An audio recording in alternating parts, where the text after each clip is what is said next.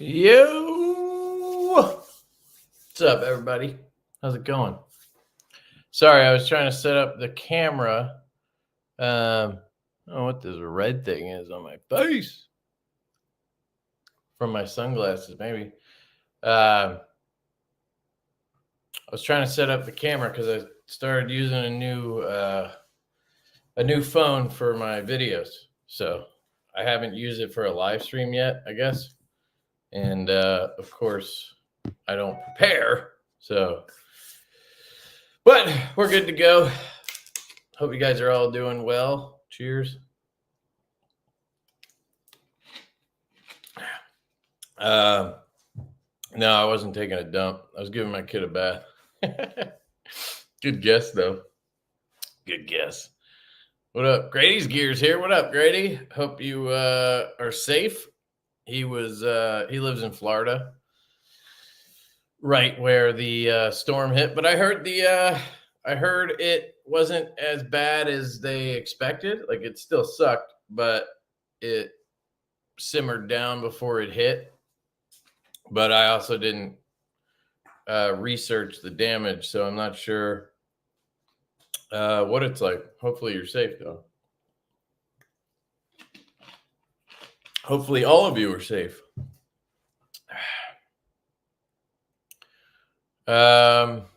Huge change of reputable knife makers, and Giant Mouse is no. Oh, not on that list. What do you mean by huge change of reputable knife makers? Huge change from what to what? Like, what's, and what's wrong with Giant Mouse? I mean, they have some QC issues, but they'll always take care of you. You know what I mean? This freaking app down here just keeps bouncing, and it's annoying the shit out of me. Okay, I get it. You want me to open you. Secured device could not connect. Okay. You can stop now. Thank you. Sorry. What is your Vosteed discount? I do not have a Vosteed discount. I have a Vosteed link. It does help the channel if you use my link, but it does not give you a discount. They don't have that. Unless it's like on Amazon or for a specific sale or something like that. I'm putting it in the chat in a second here. All right, I just dropped it in the chat, so you can grab it if you would like to use that. They did actually just send me a knife. So are you by chance asking because you want the Ray Laconico knife? Because it's right here. I need to open this tonight. I got a bunch of stuff to open, some really cool stuff. I got other stuff to show you. I did not do the live stream last week because I was feeling like shit, which I'm glad I'm feeling better. And we were waiting for the baby to come. The baby is hiding out like Osama bin Laden. So we might need a tactical team to go in and get him. So we'll see. I don't know when that'll happen. It's clandestine mission, if you know what I'm saying. So we might need some black ops kind of guys in white shirts, if you know what I'm saying.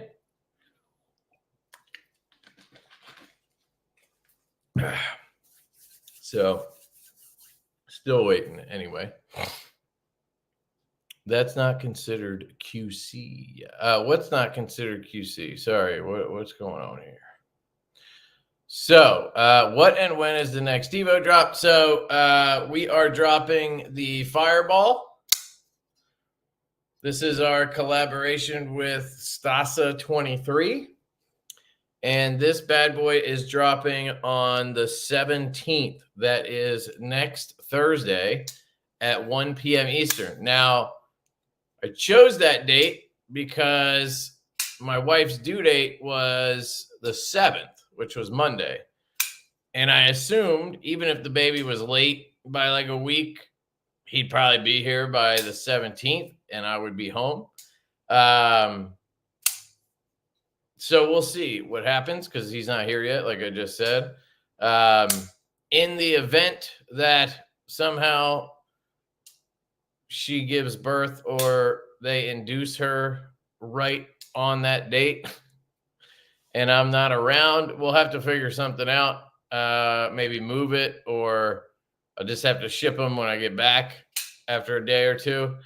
What I was hoping was, we would have the baby and then I'd probably take off my day job for like a week anyway. And I was hoping that would happen like this week. So then I'd have off the end of next week and I could just, we could do the drop and ship everything. So hopefully it works out. I'm sure it will. But anyway, these are dropping next week. That's the black pearl with satin. We have an electric blue with black wash.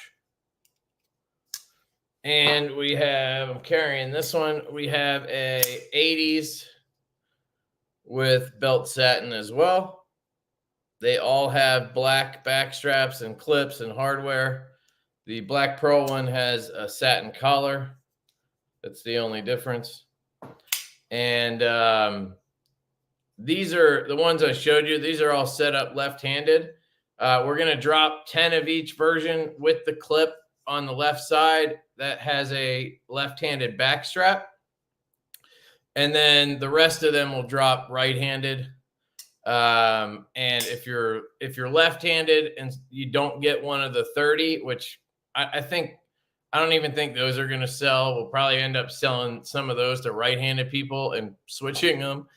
But if you happen to get a right-handed one and you need a back strap for flipping it, you can buy one and put a different back strap on it. But we'll have both available. You just don't get both back spacers with the knife. Anyway, that's the Fireball. That's dropping on the 17th. So that's the next Divo. Casey over at Knives Fast is dropping the Microjet. This is dropping on the 15th. So this drops on Tuesday at 1 p.m. Eastern time. I have a weave carbon fiber here with a belt satin blade. Very nice. I put skiffs in it tonight. I recorded a video doing that. So I will be posting that review / disassembly video in the next few days. But very nice. Smaller size knife compared to the Jetstream. I wouldn't say it's micro, but obviously the name works because this is the Jetstream. This is the Microjet, smaller version of it. The only change I could really tell was the blade cant. This was canted up a little bit, and this one's straightened out, which I think everybody would approve of. So great job on that. But these are dropping on the 15th. Oh yeah, dude, that slip is absolute fire. If you guys haven't seen that slip, let me pull it up. So here's my Instagram. Where is that?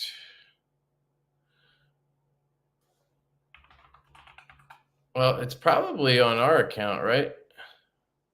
Oh my God, I hit a button. Here it is. Look at this thing, dude. Look at that slip. That's absolutely ridiculous.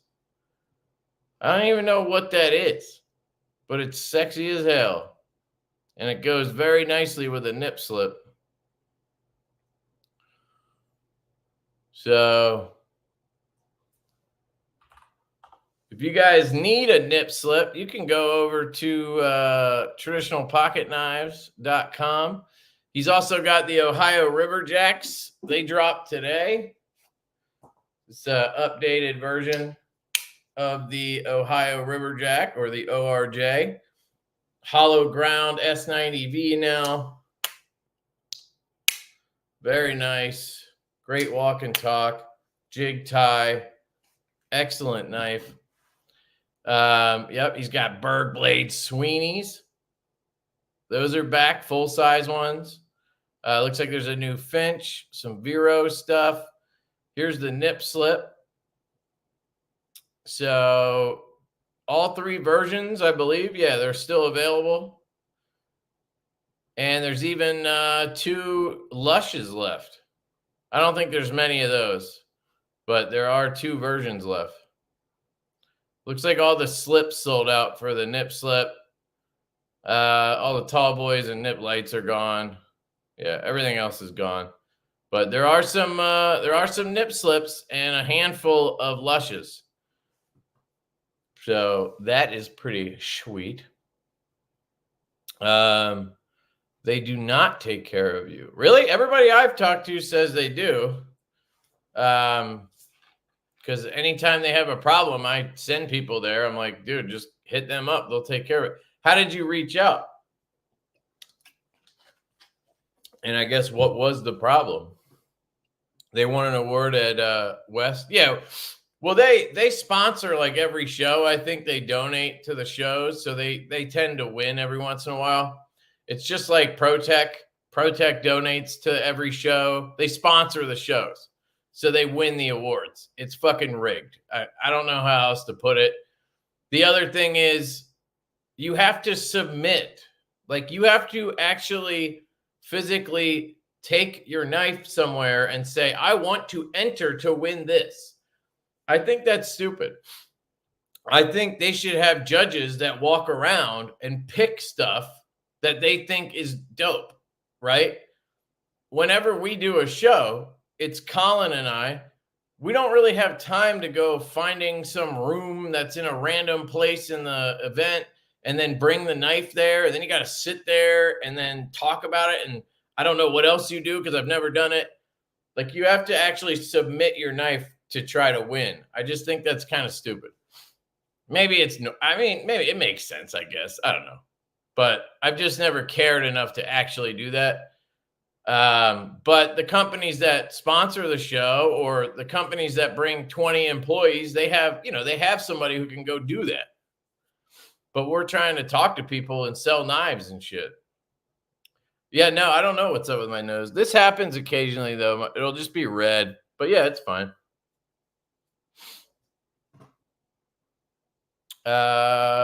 Who believes the Blade Show wins?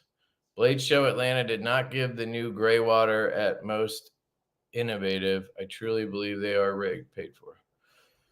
What is the gray water? I want to know what that is. But yeah, dude, they don't, like I said, you have to literally submit it. So that Laconico is $179. Can you check it out real quick? Because it just dropped. Yeah, I'll open it here in a second. Casey's been a member for 14 months. That baby needs to come tomorrow because it's your birthday. It's your birthday. It's your birthday. I really don't want my kid to have the same birthday as Casey. So hang in there, buddy. Hang in there. Don't come out. Stay in there for another day. Just kidding. Congrats on your upcoming baby. Just put an epidural in 5 minutes ago. Okay. Nice. The baby delivery is not QC. You giving away? No. Nope. I haven't even opened it yet. I still got to do a review, pass it around. It'll be a while. Babies are on their own schedule. My daughter was 3 weeks early. Nice, nice. A lot of good stuff dropping. Yes, there is. How much? Are you talking about the Fireball? These are $199. And if you use a code, it'll be $180. Yep, I got it right here. I'll get to it. I'm sorry. Remette knife with the 10 bones. Good evening, everyone. Kevin has a lot of great knives. Well, thank you, Remette. I appreciate you. You have a lot of great knives. That reminds me, I don't have anything from you here. We need some new Remette knives. I really want to check out that disassembly knife. That one looks awesome. I think I missed one other one. The Wild Species or something. They have a lot of cool stuff. And thank you for the $10. Really appreciate that. The people at Remette are awesome. I've enjoyed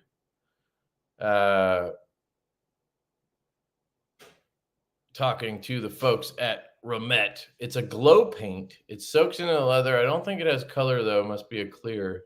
It looked green to me, but maybe that was the color of the leather. Remette, your 2 prototypes are awesome. Oh, were they at the show with prototypes? Oh shit! I gotta check that out. Hold on, let me go back to hold on. Instagram. Let's see. What do we got for Remette? What did I miss? Remette. Ooh, what this be? What this be? Yo, check this out. Dude, that looks sexy. What is this?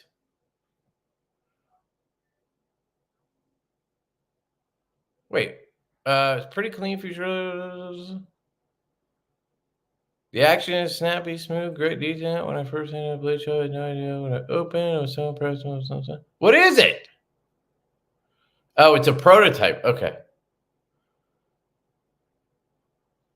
Is there a button in the handle? Like, is that a button in the handle? Or is that just for show? Man, that looks sick. Dude, that's my style right there. I like that one very much. Oh shit. What? Some kind of magnetic scale shit going on? Okay. All right, Remette, I see you. What's this one? Oh, I saw this one at I think I saw this one at Blade Show, Atlanta. That was a cool one too. Yeah, I think it's an integral, right? Is this the one that was an integral?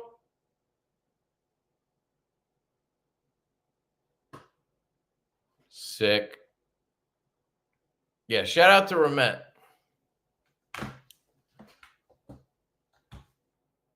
And they gifted 10 memberships. Hell yeah. Thank you. You guys are awesome. Appreciate you. West was sponsored by Smoky Mountain. Oh, yeah. Well, there's like the big sponsor that sponsors the whole thing, and then there's the ones who sponsor part of it. Like they pay, they have like flags up and they pay for whatever. They have somebody going around with a backpack on, handing shit out or whatever. I don't know. Maybe I got it wrong, but it's usually what it seems like. Never. I don't think we're going to sponsor a show. That's, I don't know. That's not, you got to be, the reason to do that is, I don't know, just doesn't make sense for us currently. Let's see.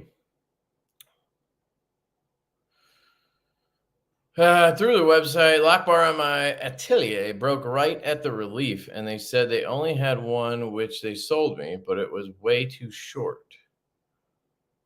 They sent it back to me way worse than I sent it in.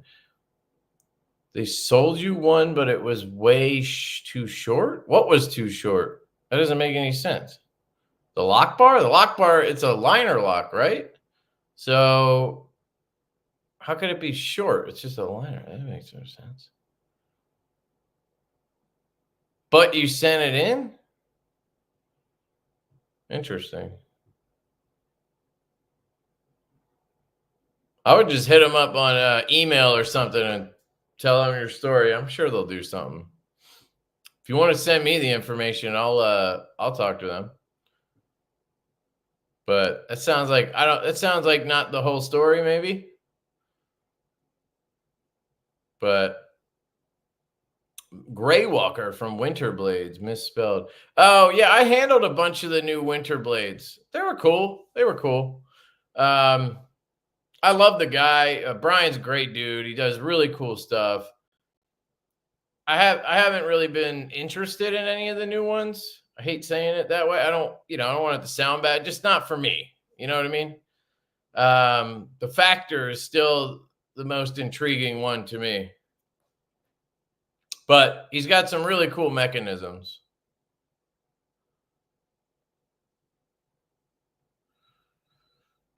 Yeah, I wear glasses most of the day. Well, in the morning, I wear them till like midday, and then I usually grab a shower before lunch. So I usually work with my glasses on for half the day, and then I wear sunglasses if I go out. So, and I think I was out in the sun a little bit because I was trying to use this touch-up paint on my truck, which I may or may not have fucked up my truck, but we'll see. I did it right, but the color doesn't seem to match. Hopefully it blends. It just needs a little bit of time to blend, but we'll see. I don't think I can keep up for the month of October with all these drops. Yeah, dude. I mean, you gotta keep up for the rest of your life. Like it just never ends. So, can't wait to see baby pics. Kate said, "You better send." Yeah, soon as I have some, man. Baby's in hiding. That baby's in hiding. Food. What up, Ed? Says he needs a big favor. He's gonna hit me up on Instagram. Okay. All right. Like right this second kind of thing, or like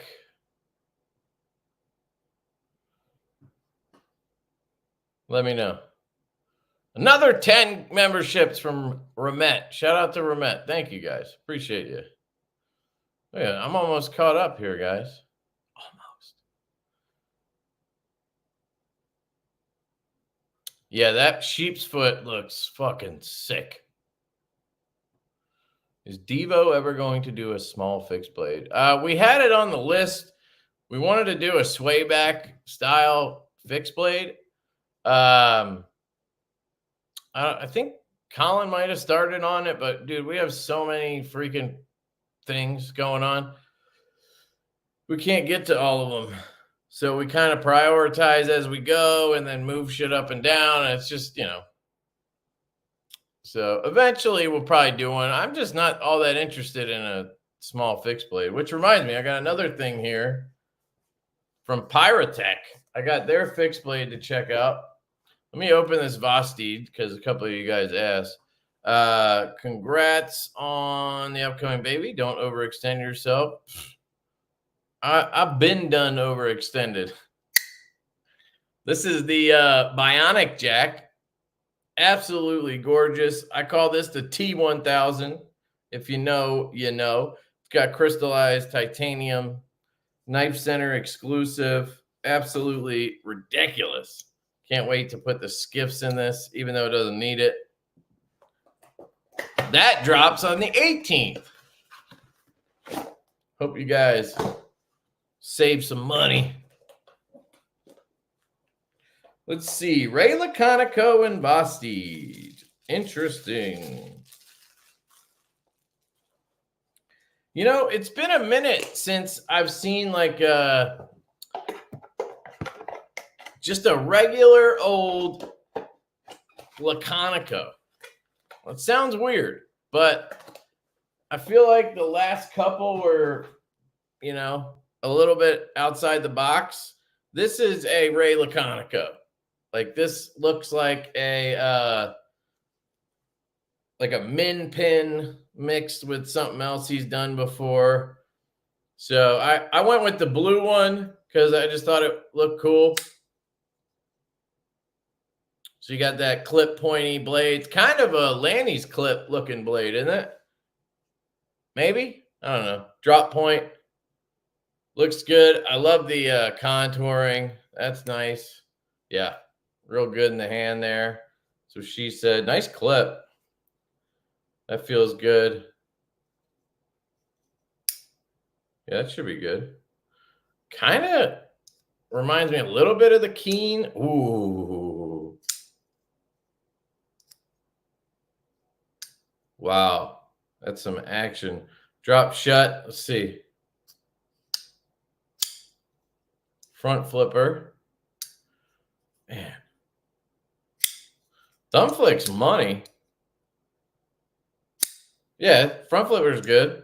I thought the D10 felt a little light. No, it's good. Yeah, it's good. S35EN. Yeah, this is a cool knife. 179, huh? That's not bad. I mean, S35 and titanium.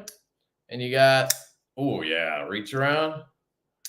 I mean, if you guys know me, you know I'm not the biggest, you know, thumb stud guy in the world. I'm not a big clip point guy either.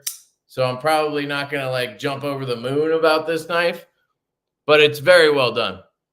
One thing I really like, really nice touch, is the body screws back here.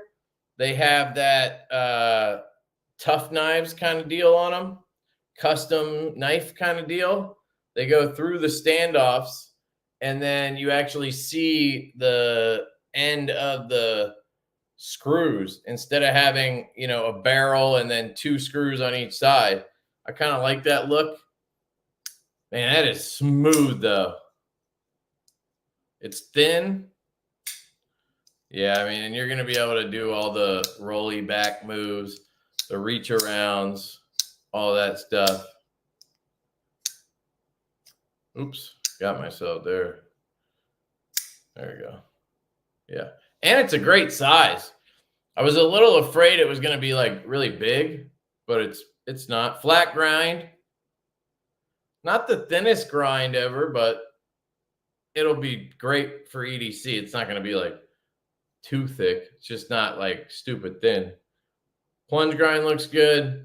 Drops off pretty quick. Looks like you have enough space there. Nice little choil. That blue is really nice.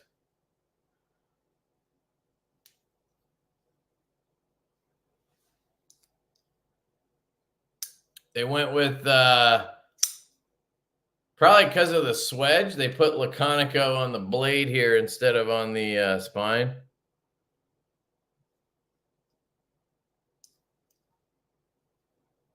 Yeah, I would say if you're contemplating and you want to know if it's good, it's good. It's good. Thank you, Bradford. He's been a member for 3 months. Sean, what up, dog? Goldberg in the house. Electric blue or 80s fireball? I don't know, man. That's a good question. Can I flick it lefty? Oh, the lock bar does lock it up. Oh, man. There you go.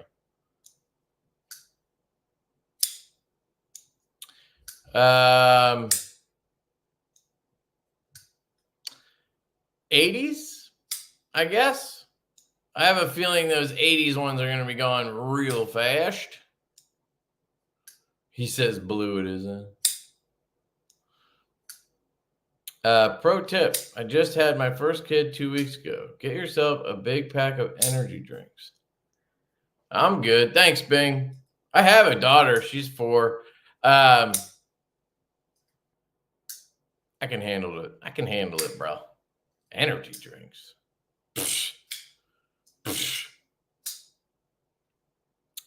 I'm just kidding. I don't like energy drinks, though. I do like the taste of a Red Bull every once in a while because it tastes like Smarties. Good shit. Wait, Smarties? Yeah, Smart. Is that what they're called? Smarties? I like the electric blue. We only have 50 of the electric blue. Just warning you now, there's not that many of these because we assumed most people would want belt satin. And when we did the prototypes, the blue was not as vibrant as it is now. And we just weren't sure. So we ordered 50 of these, 125 of the other ones. So there's 125 of these and 125 of these. And then we ordered 50 of these. It's a pretty small run, 300 pieces. So we'll see what happens. But the The blue came out amazing. We asked them to inject a little more color into it, and yeah, they did. So there's that. That's sick. What is it? Was it the Vosteed? Who makes it? The Laconico. This is a Vosteed, so it's made by Grand Knife. They are the Vosteed OEM. I think they're like co-owned by Vosteed or something. We're actually having a knife made by them with the top liner lock. It's a larger version of the nip. But so it's called the Valhund or Valhund. Valhund. I don't even know what that means, and I'm German. Valhund.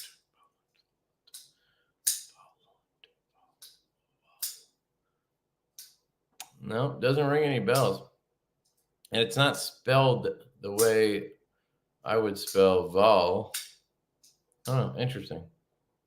Is it a Viking thing, maybe? Maggie?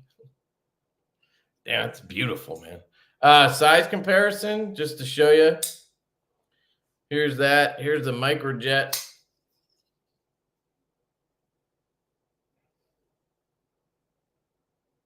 Basically the same size as a microjet. Here's the fireball again. Very close to a fireball. So it's probably a 3-inch blade. Here's a mini sheepdog.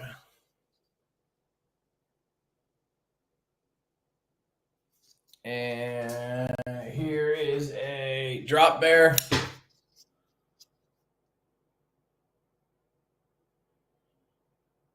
So a little bit smaller than a drop bear.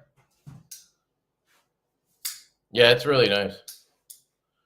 It's hard to put down, so that's a good sign. BD says it looks like synapse side. Well, there's like 8 synapses, dude. Here's this is the synapse. So I'd say it is mini synapse size. Well, yeah, it's close, man. The synapse is bigger, so it's kind of between the mini and the regular synapse. Oh, this is left hand. I was like trying to figure out what the hell was going on there.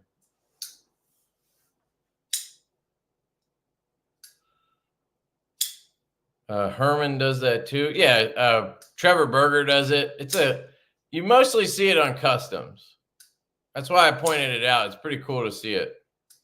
Nuts or Knives have been a member for 7 months. Thank you for the membership. 7 months. Sheesh. Thank you.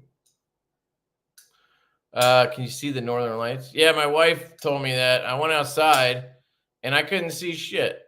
And then she's like, you got to use your phone. I'm like, well, what the fuck then? I might as well just Google it if I'm using my phone.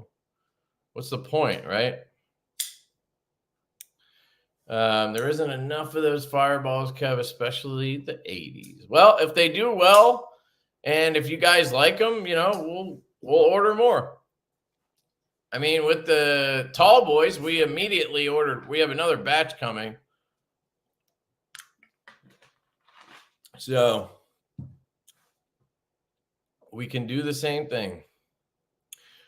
Brian, he's been a member for 8 months. What up, fam? Hope everyone's doing well. Hell yeah. Check out BEEDC. I really like the Civivi Yonder, and Best Damn EDC has a badass Civivi modem, modern traditional coming out. Cool.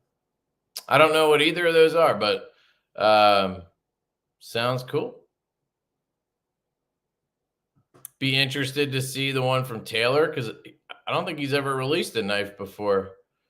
All these YouTubers coming out with knives. Member for 6 months. So, how would you compare that Laconico to a Kubi Momentum? I wouldn't, I guess.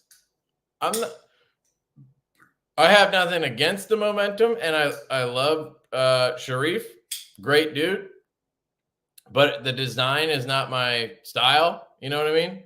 I really like this. I think the Momentum's a bit bigger. That's probably part of it. But I wouldn't even have thought to compare them, to be honest. So, I mean, if anything, it's comparable to like an MBK or some other Laconico. It reminds me of an MBK. Was it the Min Pin or the, what was the one on, I think that's what it was called, the Min Pin. It looks just like that, I think. Just a little bit bigger, maybe. And I think that might have just been a flipper. Hand satin, full tie Sweeney. It's sick as hell. Hell yeah, dude. All fireballs are going to go fast. Hey, that would be cool. We will accept it. But you never know, man. I thought the nip slips would be gone by now. Still got a bunch of those. I guess people don't love the slip joints as much as we do. It's still my favorite knife. I'm going for the 80s and hoping I don't miss out. Hell yeah. 2 is a game changer, kid.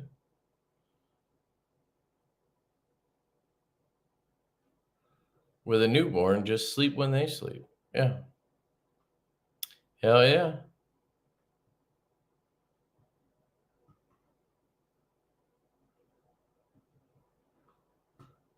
Yeah. Energy drinks aren't my favorite. How many Lefty electric blue? That's what I'm. Well, so that's the other thing. There's 10 electric blues already set up for lefties. So that means there's only 40 righty ones. There's 10 of each set up lefty already, Joe. But they're not left-handed. Like, this is the thing.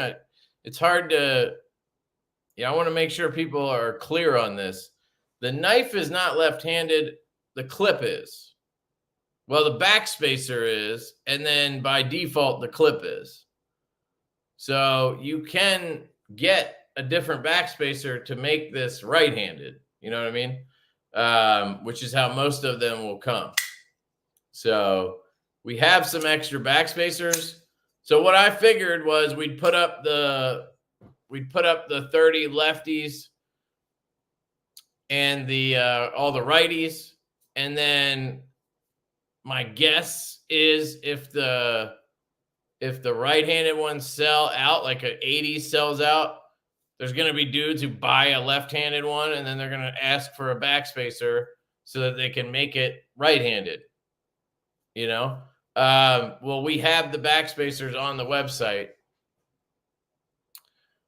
so you could do that. You know what I mean?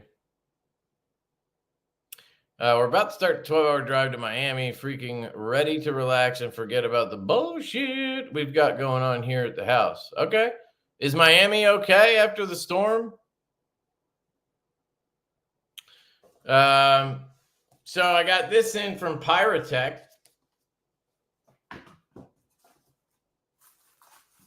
This is their fixed blade version. Is there a slip in here or like a sheath or something? Oh no, there's no sheath. How the hell are you supposed to carry it? Wait. So here's the knife. Let me clean it off because it's got some shit on it. I'm sitting over here like trying to think of the name of the knife because I forgot it. It's the Kraken. Just took me a second. So this is the fixed Kraken. CPM S35VN. Titanium handle. 61.7 HRC hardness from Piratech. Now, I gotta say, guys, that is a good looking fixed blade. Got a little cloth. Now, I do wish there was a sheath, because it's a fixed blade. Like, how are you supposed to carry this? Is it just meant to be a letter opener, I guess, on your desk?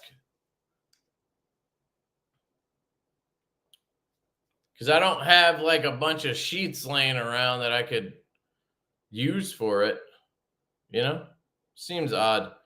The handle is gorgeous, dude. Look at this.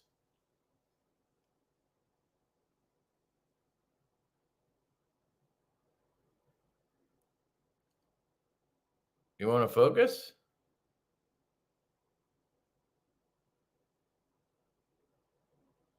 I mean, I don't know if it's me or what, but it doesn't seem like it wants to focus. But there's like this blue micarta that's like, it's like suede. It is suede. And it's like sewn onto the titanium. And I think these come off too. I think they showed me. I think you like fan it out or something. Yep, there we go.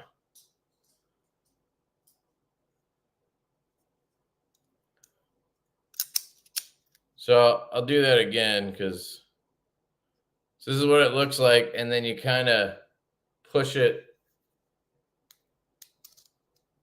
back that way.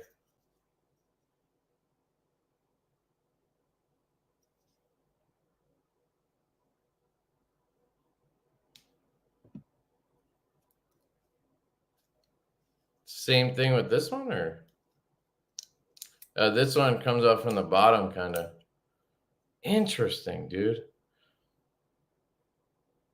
And it's got like holes inside milled in so that they could use the thread to attach the suede. I mean, that's pretty smart. Look at that. Feels great in the hand.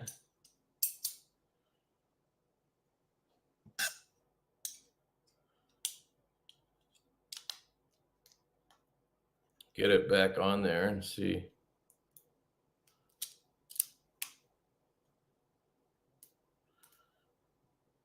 Now, my concern would be if you're like cutting something and squeezing down, could you? Nah, doesn't seem like you could pop it off or anything. So that's fine. That's wild. Flat ground.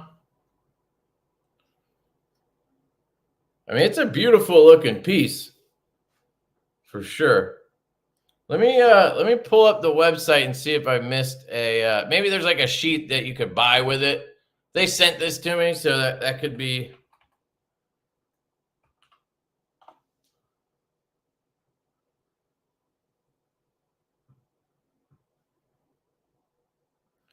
So, whoop, there it is. Oh, it's a steak knife. Okay, that's awesome, actually. That's awesome, because I'm more likely to use it. Damn, it's $335 though. I don't know if I want to use it now. I do, actually. Just got to get like a little paper slip to put it in the drawer. Steak knife, dude. I had steak last night. That would have been perfect. So it has Alcantara or Alcantara, maybe. Is that a type of leather? Fixed blade for those who appreciate something new and different. Blends the hypercars leather and suture with clean titanium aesthetics. Okay. That's badass.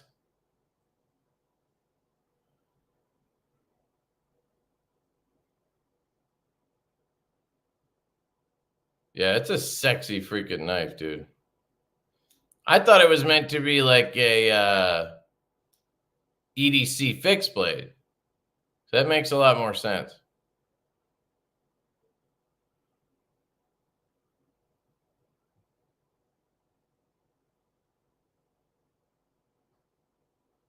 So I'm wondering if did they do the suede on there? Did they do the magnetic scales so that you could take that off to wash it?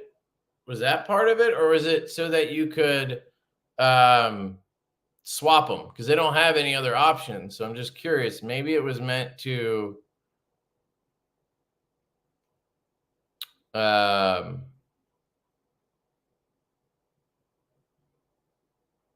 here we go. The new solution of the MagSnap system design provides you with more fun and ease with scale removal. You can even fidget with it, just like fidget toys. Also, with the Alcantara leather, the fixed Kraken is not only sustainable, but also easy to clean. You could easily take off the scales and clean the knife and scales with dish soap, just like a regular steak knife, without content about bacteria growing in the gap between screws and scales. Okay. So that's kind of what I was thinking. Maybe for cleaning, it would be somehow useful in that sense. Makes sense. Here's some specs if you guys are interested. Okay. Let me know what you guys think of this. I think it's dope. I think I will use it as a freaking steak knife. Now, the fidgeting thing is interesting. I'm left-handed, so it's a little different. How would you do it?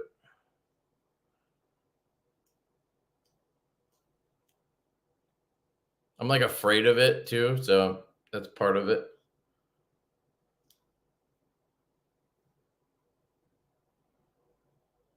So this one slides this way.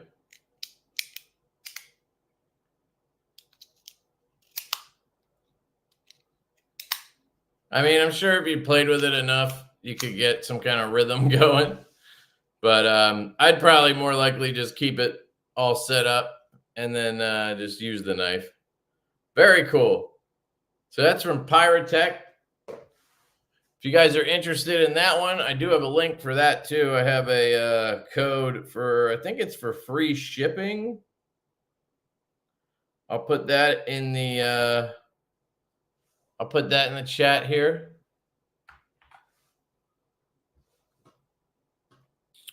Is the Fireball the same size as the Halt? No, the Halt is a little bigger. Where's my Halt? I just put it somewhere. There it is. So here is the Fireball. Ooh, that's so good. Here's the Halt. Excellent knife, by the way. This is from AT Knives, my boy Lewis. He did such a good job. His first knife design. But you can see there, it's about a 3.5-inch knife. The Fireball. The Halt is, the Halt. The Fireball is about 3.14. Man, this is so good.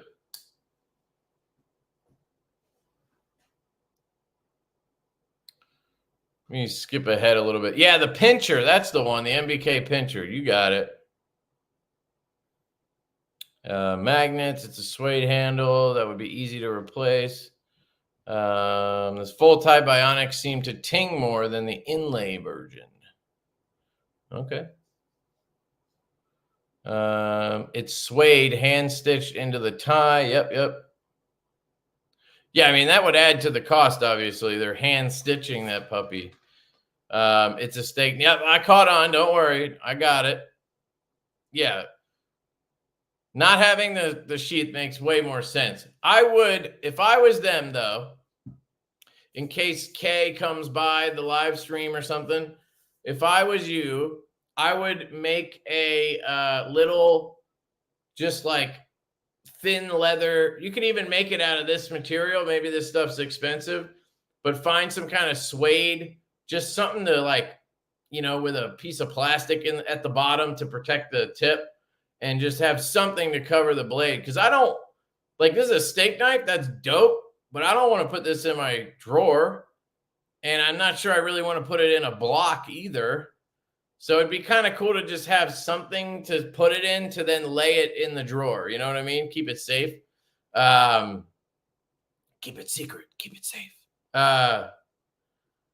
Yeah, something like that would be. I'm trying to picture. You know what I'm talking about? Even like, you know, those paper sleeves, like cardboard sleeves. Even something like that, but a little bit nicer with your logo on it would be cool. I think people would appreciate that. I don't think it would cost more either. Not much, you know what I mean? It might be a couple bucks. But damn, that is gorgeous.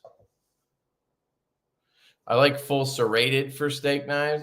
Yeah, well, Paul, the reason you need full serrated is because your steak knives suck. So if you have a sharp steak knife, you're good. This is going to cut through steak, dude. No problem.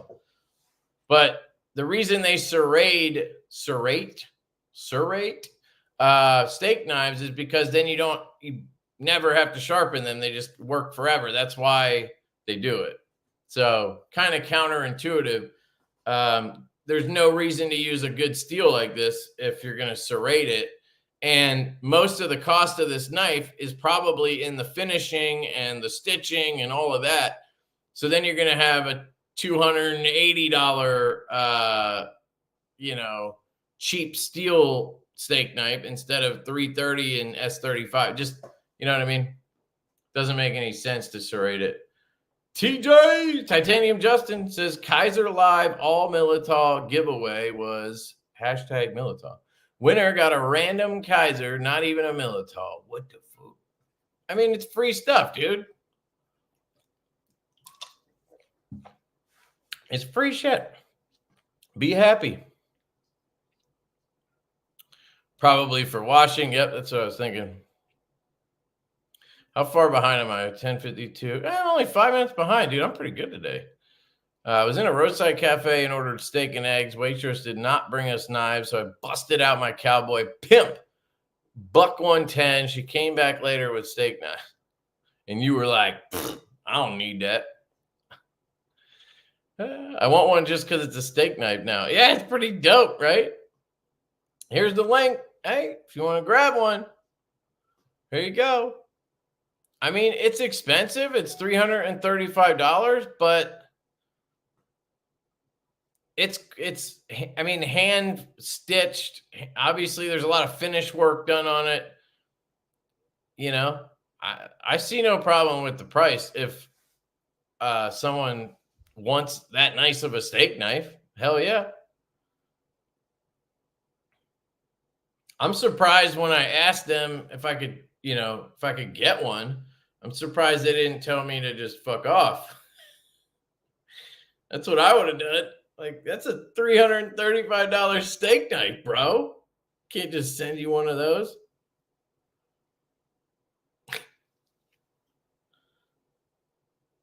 I gotta get some nice steaks now.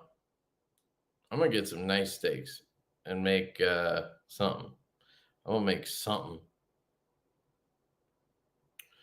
Trying to get these on here like perfectly.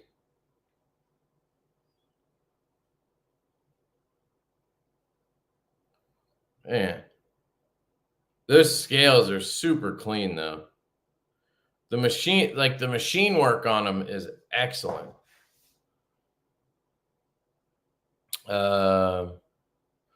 It's cool, but I don't have steaks expensive enough. Yeah, I get it, man. That's not going to be for everybody. Fireball and the DeVille this month. October is looking good. Dude, there's so much this month. The DeVille is coming this month. I pre-ordered one, so. They're similar, too. The DeVille is way more aggressive of a warning, and it's a warning. This is a sheep's foot, but they are similar-ish.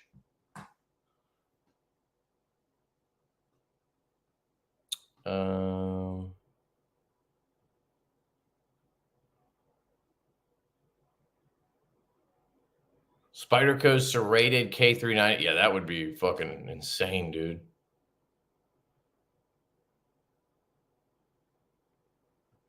I could give that steak knife to my descendants. You could. I was looking at those Katuo butcher knives. Don't know what I would do with it, but they look awesome. Katuo butcher knives? Huh. I haven't seen those. They just sent me a couple things. Reich, Katuo, they just sent me a couple things. that I guess just came out. So stoked to check those out. Yeah, I bet it takes forever to do the stitching.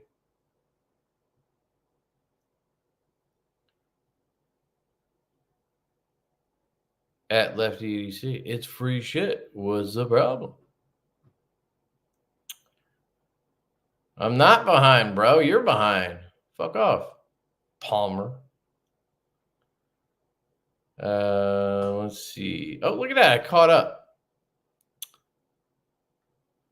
So I do have more shit here. Let me open this. Oh, I got these two from Artisan. So Artisan sent me, they actually sent me a spec sheet. They've never done that. Usually I have no idea what the hell I'm about to open. Looks like a new Barlow looking knife. So let's check this thing out. I got two of them, I guess, or maybe one and then something else. I'm not sure. Whoa.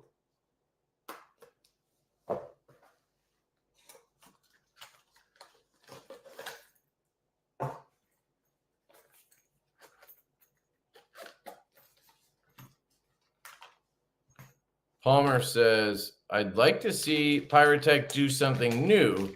I feel like just the Kraken might be unsustainable, but it's not my company, so who cares? Well, every company does it differently. Some companies, like Oz Machine Company, you know, they like to build around a model versus just doing a bunch of different models. And especially when you're machining the knives, you're making them yourself, making the same thing and trying to perfect that over and over, I think makes sense. And they're trying to make platforms like the Kraken locking version where you can put different scales on it. So that way they can get people to buy into the platform, the Kraken, and then they'll be able to offer different scales. And who knows, maybe they're trying to, you know, maybe they're going to put a different blade in there or whatever. I think that's pretty cool versus, you know, like what we do is we have 80,000 models. Not everybody wants to do that, you know? So here's the knife. It's got a lanyard. It's got a button. It's got two buttons. What? This fucking thing has two buttons. What? Why does it have two buttons? Is this an auto? Ah, it's like shit. Damn it. Is it a lock? It's a lock, dude. Still a lot of play there, but I guess you wouldn't be able to close it. So I wonder if you could do any damage, though. Ooh, that thumb stud feels good. Wow, I really like this blade. I like this design. It looks like a Barlow with a sheep's foot. It's modern. It's traditional. It's straight. That's really nice. It's got copper in it, I think. You guys know I hate copper, but why is it so light? It's not heavy. It's not stinky either. Maybe it's fake copper. It's a fake copper. We caught him. It's a fake copper. It's an undercover. I mean, this is pretty cool. It's got a lock, though. Oh, it locks closed. It locks closed. That's pretty cool. Dude. What is this thing? So, okay, they actually gave me the name. It's the Holm. Holm. The Holm. 3.1 blade length. So it's black PBD blade finish. AR RPM 9. Ooh, what the fuck is that bug? Uh-oh. That's a weird looking guy. Hold on a second.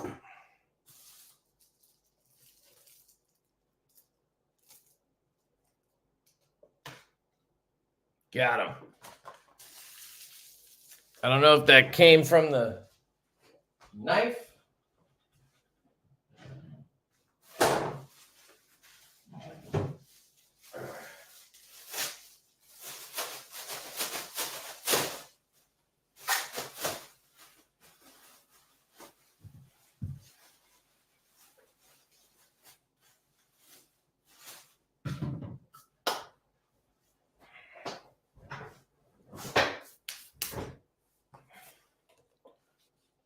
I doubt that bug was living in there for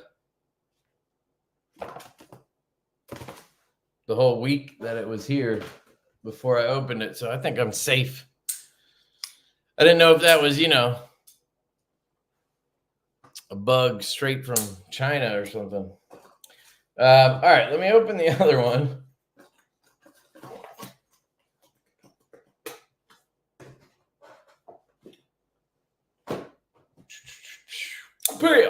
I like this knife a lot. I gotta say, Artisan does a good job with these thin button lock sheep's foots. Like, I really like the pyrite. So it's another one. This one looks like G10. This one's heavier. Interesting. Or feels like it anyway.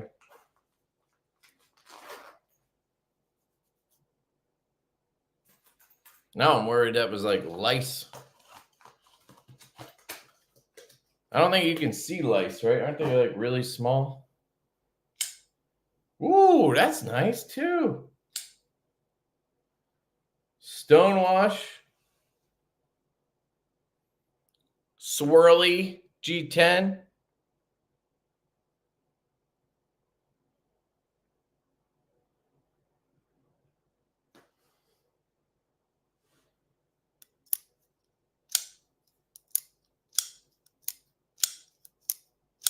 They thumb flick really well.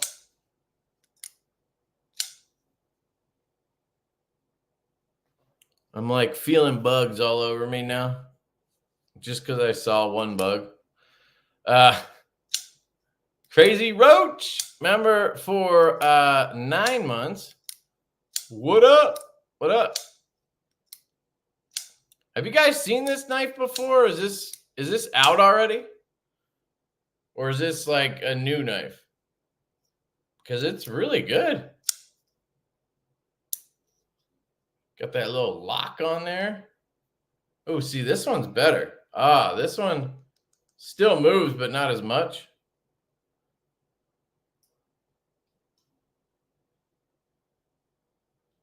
Oh, and you can just leave it locked up too. You don't have to disengage the lock.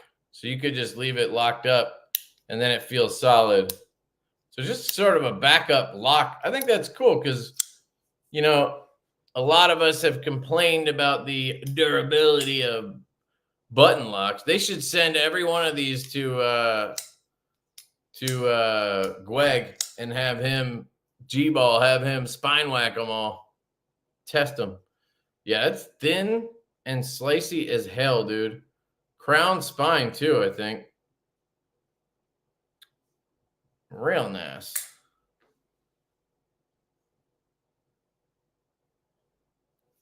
I dig it. I dig it. Yeah, this is one that I really like. I've had this for a long time.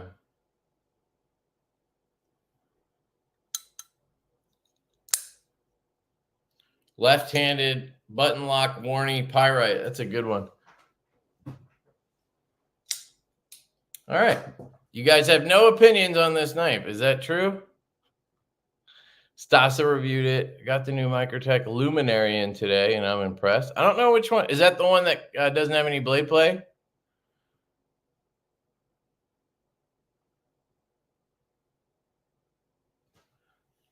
Yeah, that's what I was saying earlier.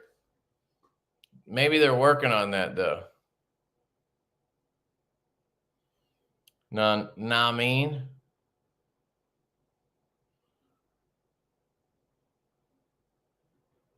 They want you to buy more knives, not just blades, more profitable. Yeah. When is it out? Price? Yeah, I don't know when it's out. I was asking if anybody'd seen it before. $75.99 is the MSRP. Oh, it came out on the 8th. Is that yesterday? Came out yesterday. Let me pull it up. Don't worry, I have a link for Artisan Cutlery.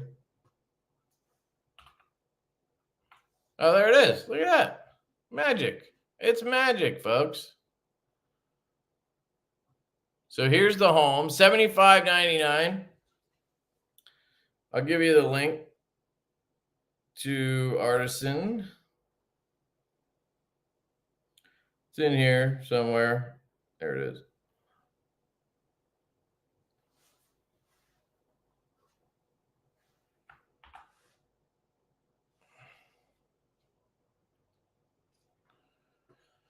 Yeah, it's the new overpriced fancy version. Comes with Surefire box set.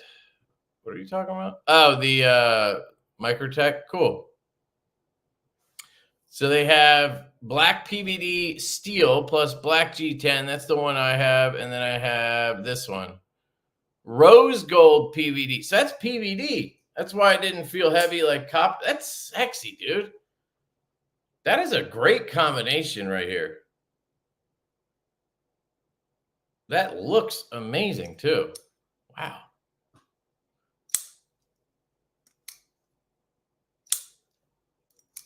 Ebony inlay. So it's ebony wood? Okay.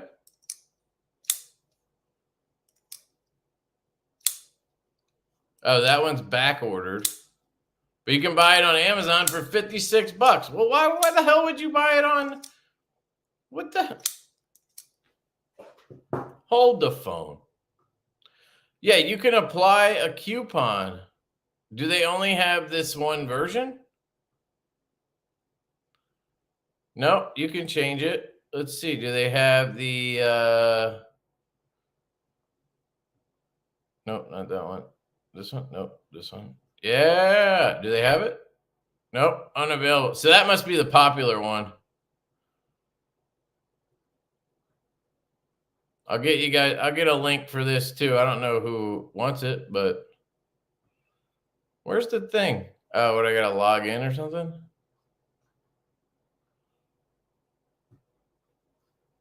Nope. I'm already logged in. Okay.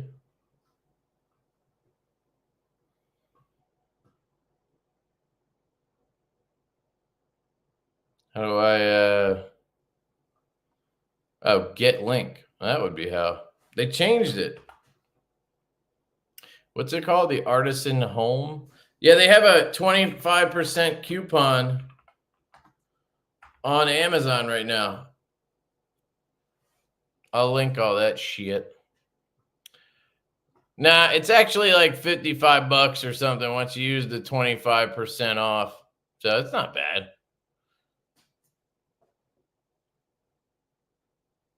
It's not bad, dude.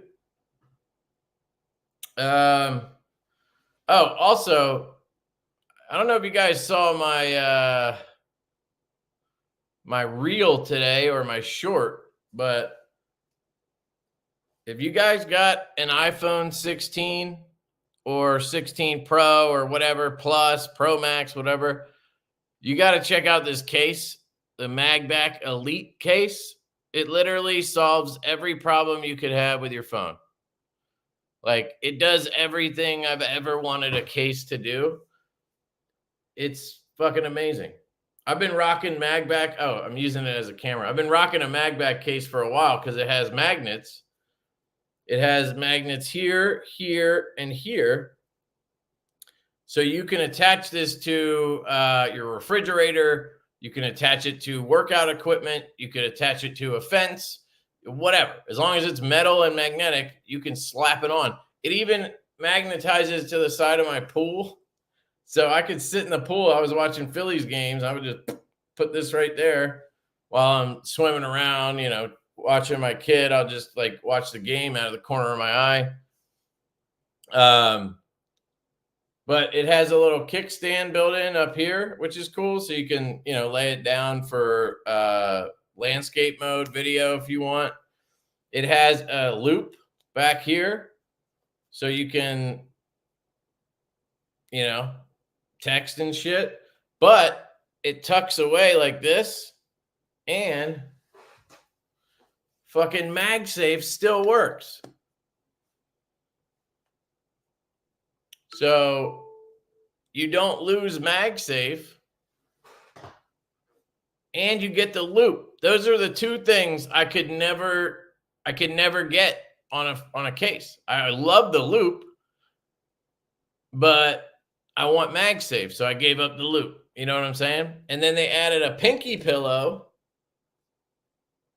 It's just a little flap that goes into the USB-C,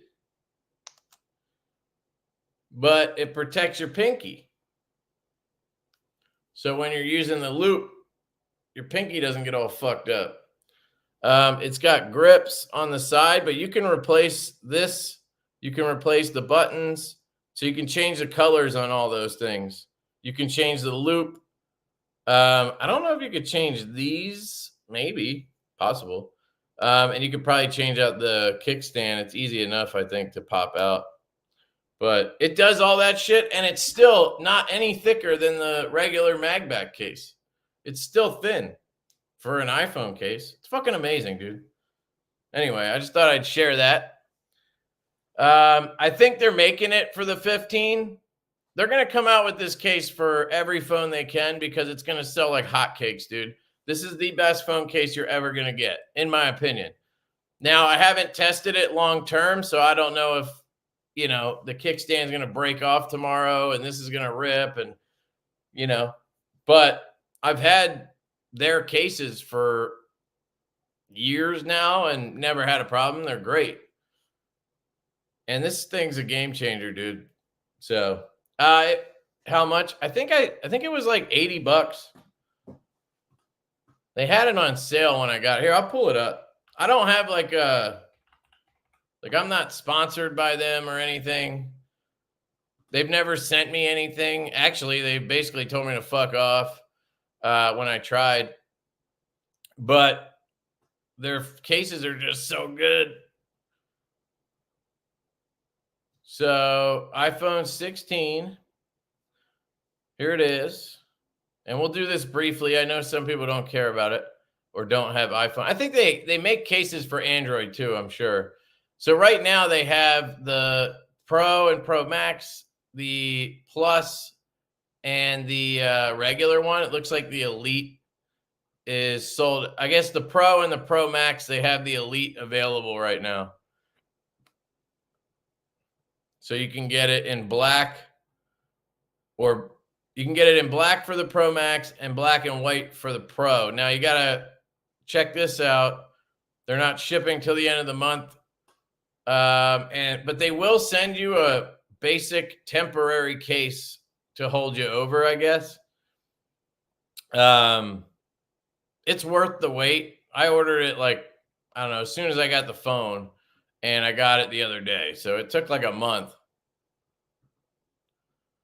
But it's just cool. And it comes with a free screen protector, which I'll never use, but it does come with that. And you can order accessories, but if you've never heard of MagBack, check it out. It's the greatest phone company. Even if you get the regular case, just having that magnetic ability, I put the sticks everywhere. So these little mag sticks, you can put them anywhere. You adhesive them to whatever, and then your phone will stick to it. So I have one on the thing on my desk, so I can put it right under my desk so I can watch while I'm working. I have my phone there. I have one on that wall back there. Right under that picture, I have a mag stick. So when I'm over there packing and shipping orders, I can watch YouTube. I have one in the shower. I have one in the truck. So you can just put your phone wherever. It's fucking amazing. All right. I'll shut up about that. Sorry. iPhone is king in durability, I guess. I've never had one for more than 2 years. I get too antsy with shit and want to upgrade.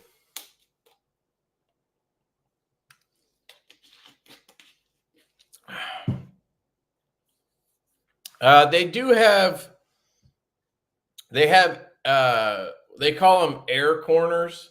So every one of the corners has like a empty space so that if it hits, it has a cushion, that little bit of air cushions it, which seems to work well. I've had one of these cases on for like a year. I drop my phone all the time. I've never had a problem. But the iPhone itself is super durable. Like you scratch the screen over a year, you might get a couple of scratches on the screen that you'll eventually start noticing when the screen is off. But other than that, if you have a case on it, like it's almost indestructible for a regular person. Like I drop it out of my truck, I drop it from here to the concrete, I drop wherever, and you know, they hold up really well. Later, Food Goozle. Thanks for coming by, man. So I also got in, let me think. I don't know if I showed you guys the sardine. So this is from Jimmytronics. And it's a little keychain utility knife. Man, is it hot in here? I'm like sweating all of a sudden.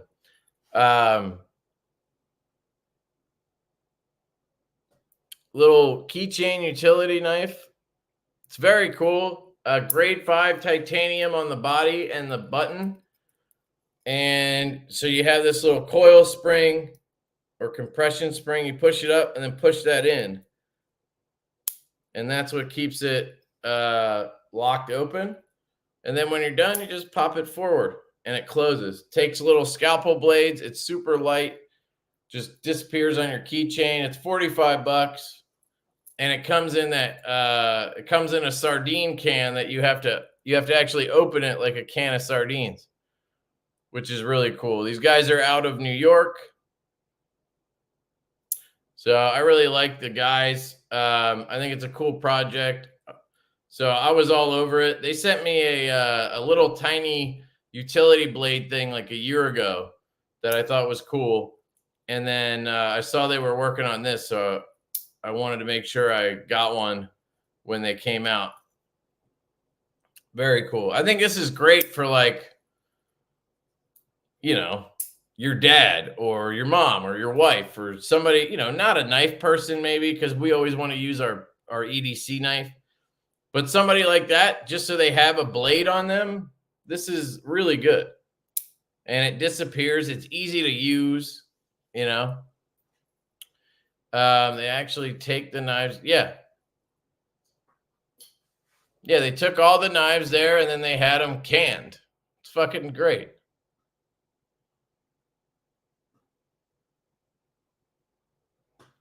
If you check out my video, you can see me opening it.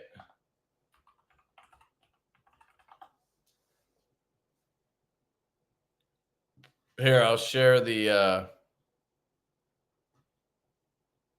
so this is the website, Sardine Titanium Nano Knife, $45. And that's the can. So if I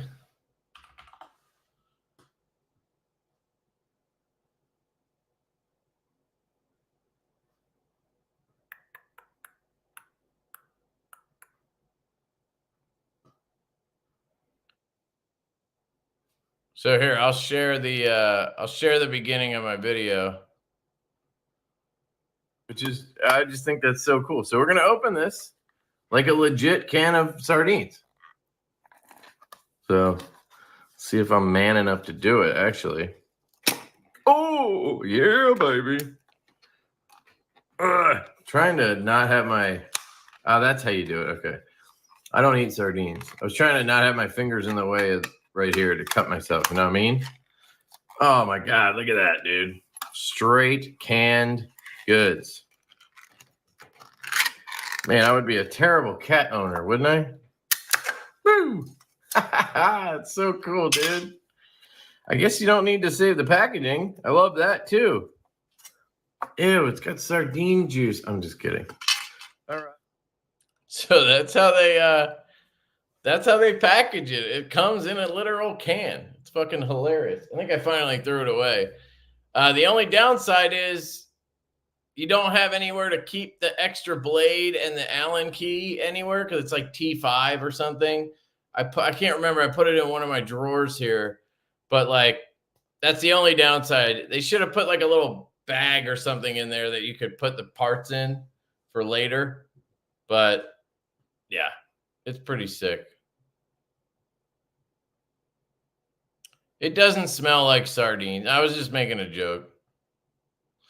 But yeah, I got that in. I got this in, dude. This is sick. So I've shown you guys. I have a couple of these actually. This is the Soul Built Marksmith, and it is a titanium bolt action Sharpie, and these are amazing.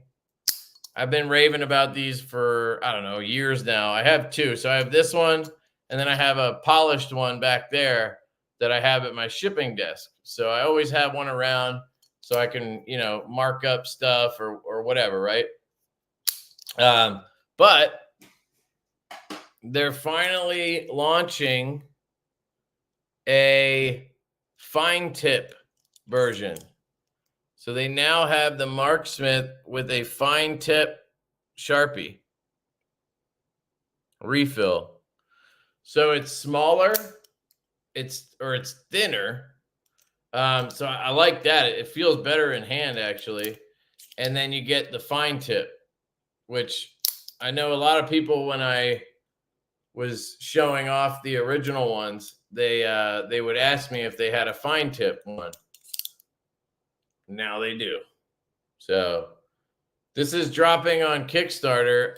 I don't know when. I told them to let me know. I think it's the end of the month or something like that, but very cool. These guys are dope. I'm running out of sayings though. I have a different saying on each one. So this one says dead nuts. And then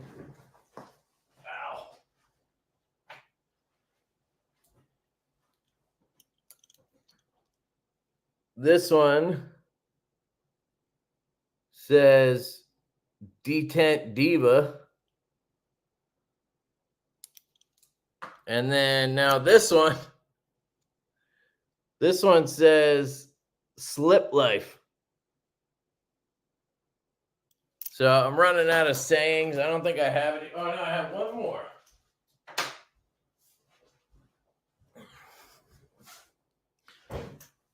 You got to remind me, if I get another one, I got to put Circle of Knife on there. That's my last saying that I have left.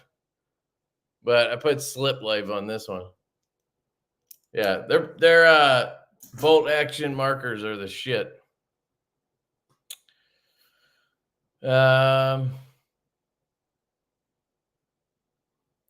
lucky, got mine off. What? Do you have a Marksmith, or are you talking about a different knife or something?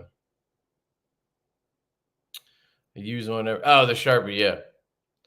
120. Yeah, but dude, I literally use it all the time. It's one of my most used items.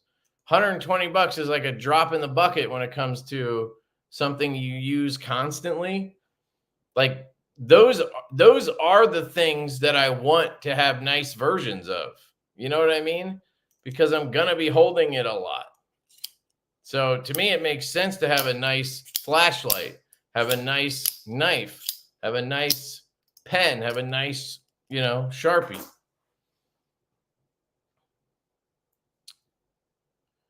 Nobody will steal it. Nope. Nobody will steal it because it's at my house. What do you mean?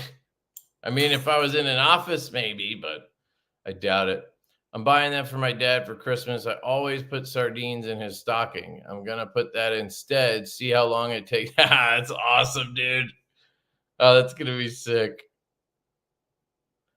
That's great. It comes with a bunch of colors. Mine came with red and blue, black. The only ones I like are red and black. They have a highlighter one too, a couple of highlighter colors. So I need a nice crayon. Yeah, you do. Titanium crayon, bro. Get on it. So yeah, that came in, which is cool. Austin sent me a Ohio Riverjack. I don't know if I showed these already. I think I did. Did I talk about this earlier? But these dropped today. So it's hollow ground S90B. Titanium. Got a bunch of blade shapes. This is the Warney.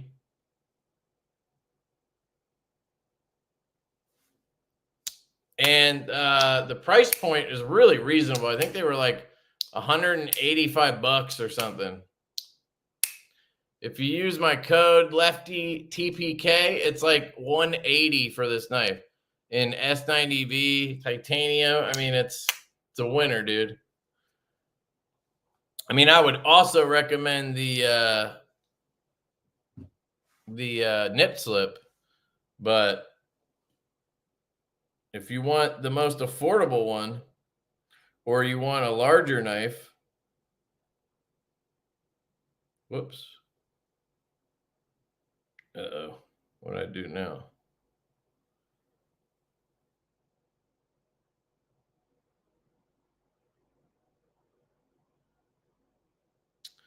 So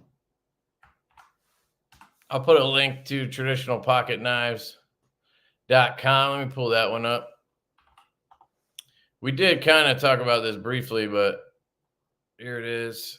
I couldn't find the price when I filmed my video, so I felt bad. But yeah, it's $185. So they have 4 blade shape options. I mean, $185 for, and then you use Lefty TPK. So $180, and you're getting S90V tie hollow ground. I mean, that's pretty sick in my opinion. Honestly, any of these right here are a win. The Lush, the Nip Slip, the Ohio Riverjack, the even these are great. The Penguins. So he's got a bunch of dope stuff, exclusives. He's still got a couple of these hedgehogs too. That's a great deal too. If those were belt satin, they would be possibly the best value you could get. Still got some of the Lake Champlains. They're $150. Damn. Yeah, go check out TPK. He's got a bunch of good stuff, and he's a good dude. So I like supporting him. Oh, nobody will steal it if you put 6th pocket on it. Got it. Why? I don't even know what that means. Is that like a saying or something? Emails, Insta, phone, etc. Absolute silence. What are you talking about? What happened? I have a strip pivot from simply adjusting, and it's completely stripped.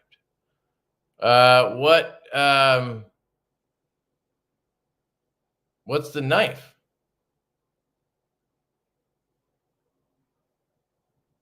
Neb, what's the knife? Did we miss your comment, or is it a Divo, or like what's the knife, dude? Just from adjusting. That doesn't sound good. Level on up. What up, dude? It's cracking. Anyone know the pivot screw size? Artisan. Okay, it's a pyrite. Yeah, good luck, dude. They don't answer shit. Did you get it out? Did you get the pivot screw back out? Why would it be it would be a T8.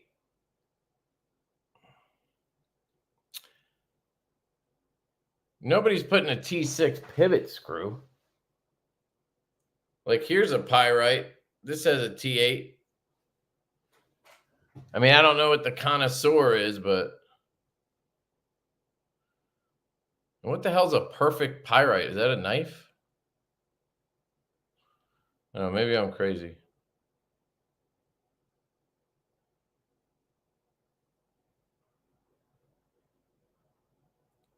Slip joints are great for heading west on a wagon train and lifting cow patties. Dude, the nip slip is the best slip joint you can get. As long as you're okay with the size, I'm telling you, you're not gonna regret it, especially for the price. I mean, I'm biased because it's my company, but I'm also very honest. I would pay $300 for this. Like, if these all disappeared and the only way I could get one was to spend $300, I would instantly spend $300. The nip slip is my favorite knife, like full stop right now. Half stop too, but it's my favorite knife. It's so good. Yeah, it's honest bias.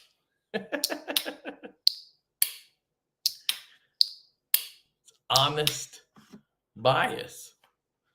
Like the glow one. Ooh, man, that thing is sick. Nebsig says you're gonna see it. See what? The perfect pyrite. Why am I gonna see it? Listen to that, dude.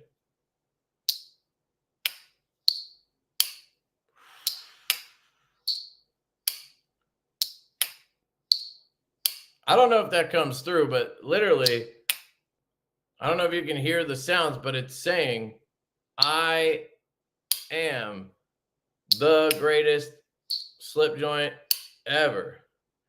I have the best walk and cock on any knife ever made. You should buy one, or you suck. Get a nip slip. Did you hear that? That knife was walking and talking. God damn. Perfect translation. Yeah, exactly.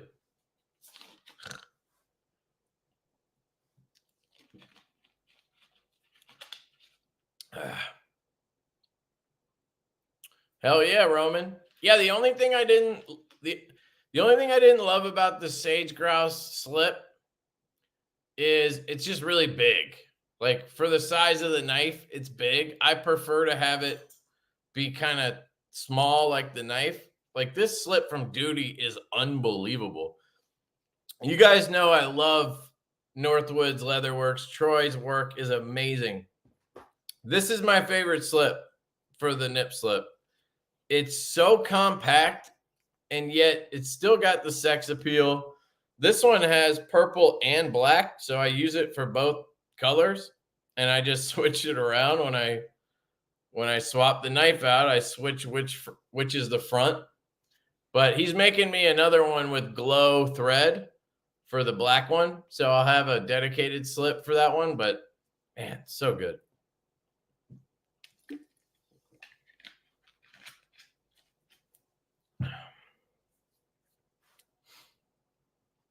Oh, hell yeah, fish lips.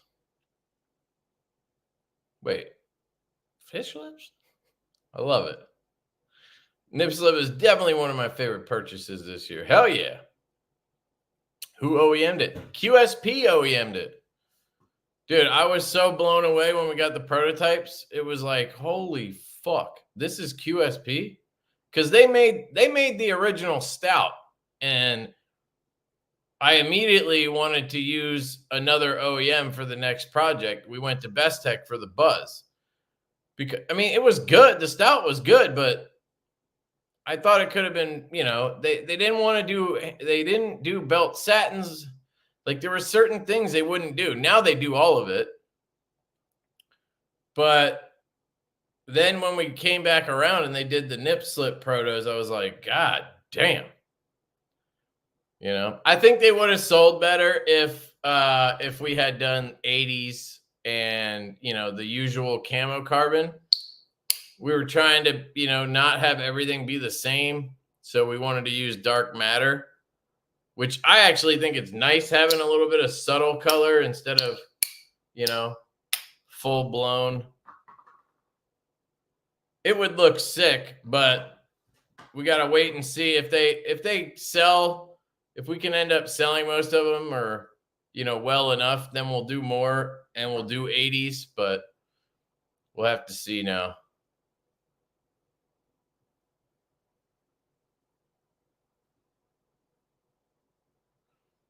Trying to break in that slip, it's thick. Yeah, dude, I don't think you're supposed to break it in, Roman. I think you're just supposed to squeeze that bitch on the sides, and that's how you use it. I don't think it's meant to break in. Maybe it just does over time, but like you really got to squeeze it from the sides, and then it'll open up, and the knife will fall out. Just in case you didn't know that, because I didn't. I figured it out in the video. I love the nip. Carrying the dark mode version Saturday at my daughter's wedding, thinking it would be a good suit knife. Hell yeah, dude. Thank you.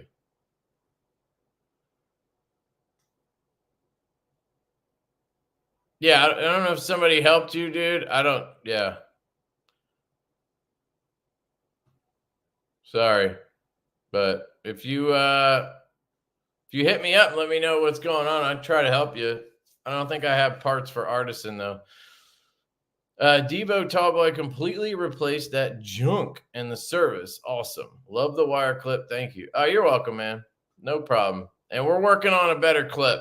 We already have it designed. It's in production with the new batch. So I did order some extra clips in each color, I think, so that we could, you know, people who have the original that want a better clip, we can figure something out.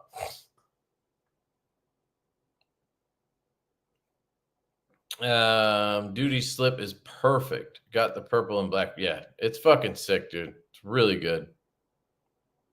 I need a Divo with gecko fat carbon. Yeah, dude, that's probably might not happen. I don't love gecko because like I love 80s, but the two colors on 80s that I don't love is blue and green. And I feel like gecko is literally just blue and green. So it's the two colors I don't really love. I like when they're all together, you know what I mean? But I don't really want green and blue. So you probably won't see that. I'm actually trying to make our own color right now. I've asked Camo Carbon to make me a sample sheet with orange, pink, and purple. I'm calling it pop camo. So it's got pink, orange, and purple. So it's pop, P-O-P, pop camo. We'll see if it looks good, but I took the colors. I like orange and pink the most out of 80s. And then if you added purple to that, I don't know, man. I also want to see a pink flow. So you know how we have the purple flow for the tall boy? If we did a pink, I think that would be sick too. So we'll see. Nip slip in that black, blue, like the fireball. Yeah, that'd be cool too. Ah, nice. It's good, dude. I like it. Duty said he was not selling no more direct, only through Austin. Okay. For the nip slip or in general?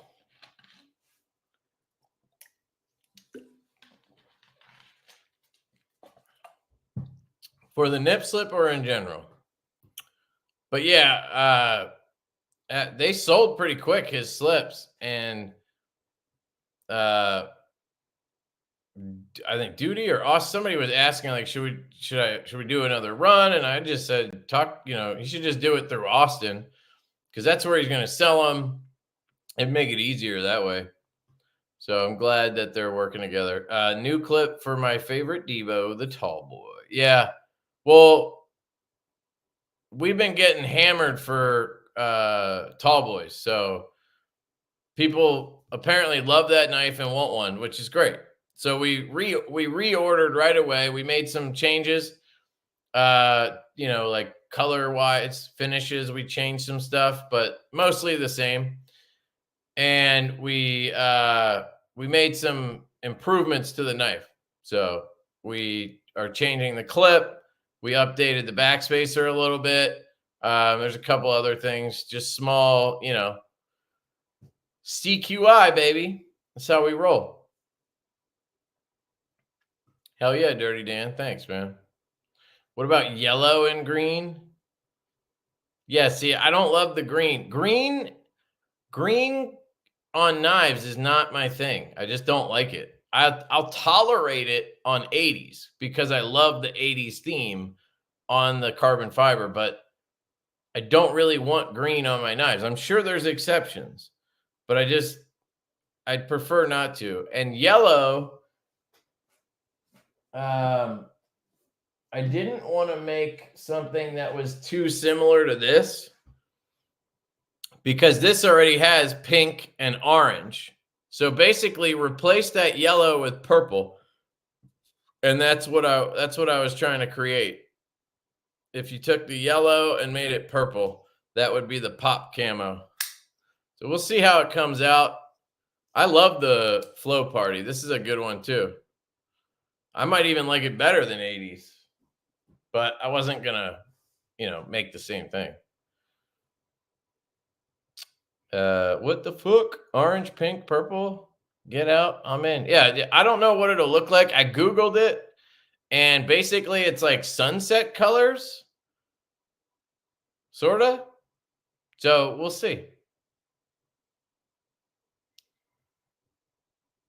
Yeah, I know a lot of people like the green. It's just not my style. That's all. Green and pink. Yeah, that's watermelon sugar. That's a good one. They already have that. We have one. We have a knife coming out with that soon. The Stout V2.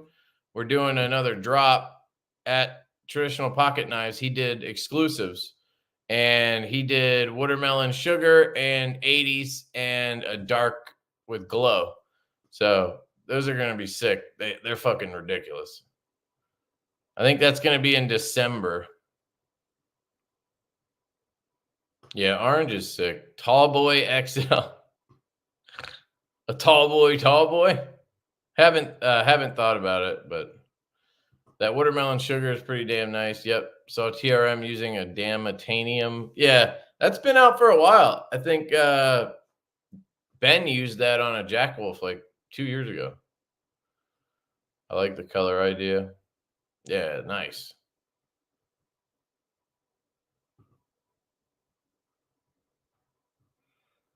Yeah, we I think I ordered extra Zircuti kits. So hopefully we'll have enough this time. Will the new clip for yeah. So we have some models coming up where we're using the same kind of pattern. The tall boy clip fits into a wire, like the wire clip slots. So the new tall boys, they're going to come with a wire clip in the box. So for those of you who don't like the milled clip, you can just put the wire clip on. So it's going to come with the wire clip and the extra screw for it in the box. We should have done that the first time. I just figured most people want milled, but I guess it makes sense. It's like an extra $1 or something for us to do it. So why not? But we also have a couple knives that are going to have the same pattern. So what I'm thinking is we're going to make sure they all are compatible. So you'll have like the tall boy, then there's another one called the saloon that we're working on. There's another one we're getting prototypes. It's a Blade Binge exclusive that we're working on, collaboration with them, called the Binge. That one's going to have it. And basically what I want is I want all those clips to be interchangeable. The design of the clip will be different, but the fit of the clip will be the same. So basically, we'll have some knives, not every knife, but some knives where you can take the clip off of that and put it on the tall boy, and then put the tall boy clip on that knife and change up the aesthetic a little bit. And that way, I think we could maybe start selling the clips separately too for people who want that. It's just kind of, we got to figure it out because they don't fit every knife with a wire clip, because you have to, when you use a milled clip, you have to have a long screw that goes through a hole in the clip and then into the frame, right? And those holes don't always line up. So if you take a tall boy clip and try to put it on a Lush, it doesn't fit because that hole doesn't line up. Or it does fit and then the screw is too long or short or whatever. So we're trying to make it where they are interchangeable, at least with some of our own models, and do that. I think that would be cool. But that's kind of in its infancy stage. The tall boy is the first one. So I'm trying to figure all that out. But Caviso dropped another SBD exclusive Tempest. Nice, dude. So there's not enough. There's not enough mini Tempests out there. You should do a 70s theme and make a tie-dye. Yeah, I don't know. That'd be a weird one, I think. I don't know. There is a 70s one. I think it's like a brownish look. I don't know. Any updates on the next gen growler?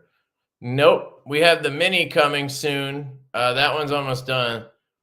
And that one we have in a lot of configurations. I think we have like 8 or 9 configurations of the mini growler. And we're doing, so on the mini growler, it's the first time we're doing two different blade steels. So you're going to have a more affordable 154 cm mini growler. And that one will have, you'll have versions in aluminum. You'll have versions in G10. You'll have versions in, I think, weave carbon fiber. And then we'll have some in S90V steel, and those will have titanium. Those will have camo carbon. So we're doing 2 different versions. We cleaned out what we had left of camo carbon at Kubi on this one. So we have like a random number of each one, but we have 80s, we have purple flow, and we have black pearl. I don't think we used electric blue, maybe. I don't even remember. And then we have different titanium finishes too for the mini growler in S90V. And then we have like a more budget one in 154, because when I showed the prototypes, I put up a poll and asked, like, which steel do you want? Would you rather have 154 for $130 or S90V for, $180? And the vote was pretty split. So I asked Kubi if they would do it, and they said yes. I'd asked them before, and they said no. They wanted like a full 300-piece run for each steel. But this time they said yes. So we did it. So that should be cool.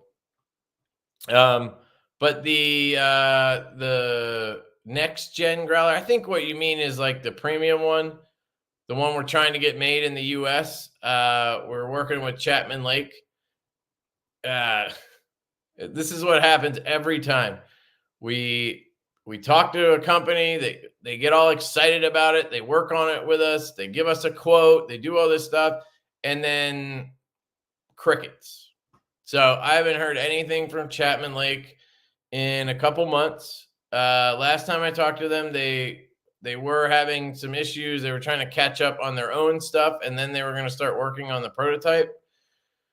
That was like 2 months ago. So I don't know. I'm hopeful still. I really like those guys, but just kind of letting them do their thing. I'm not going to, there's no point in trying to push them or anything. So we'll see. I'm still hopeful it'll get done. But yeah. That is where that is. It's currently nowhere. So we will keep waiting. I also have 2 concepts here to open.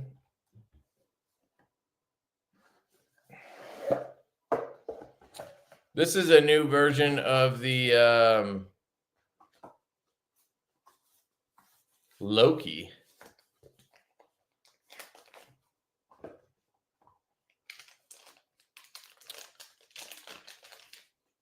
Alien says their company theme is alcoholism. Whose company theme? So this is a new version of the Loki. It's got like this crazy frag pattern.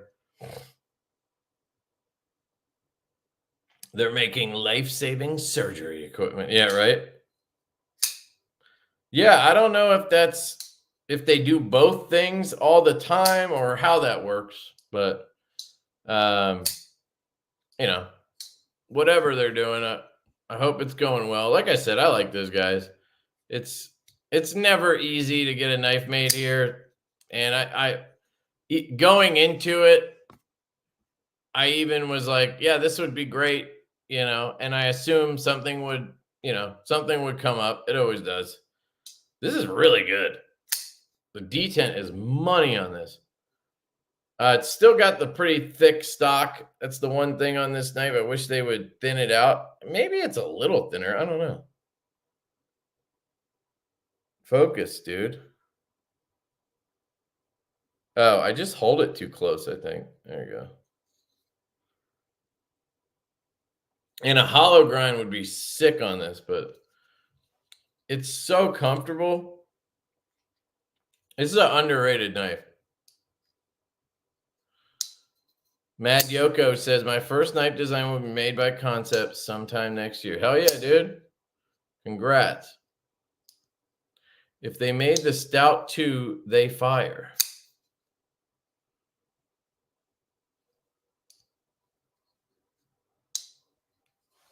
Are you talking about Chapman Lake? If they made a USA made one? They changed the whole. Oh, yeah, they did. It used to look like a hot dog.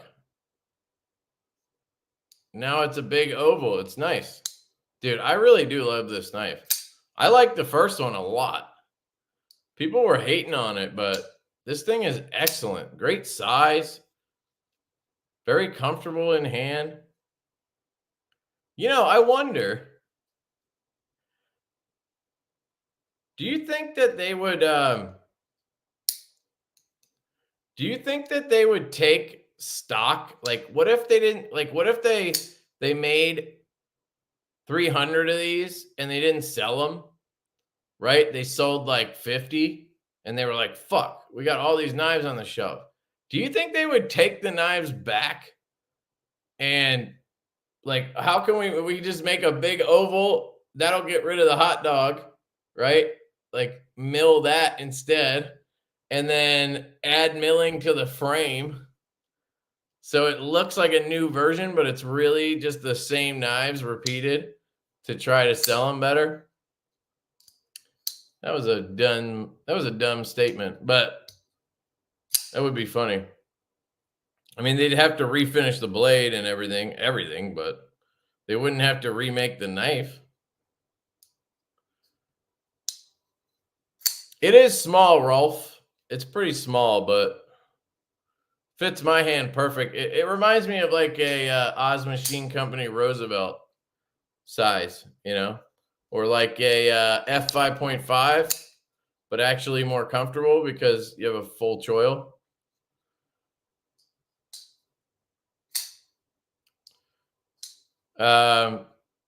No, my wife's still pregnant. We're waiting. I'm hoping the baby comes early next week so that I can get home before the drop Thursday. Because I really don't want to reschedule it. It's never a good thing, rescheduling a drop.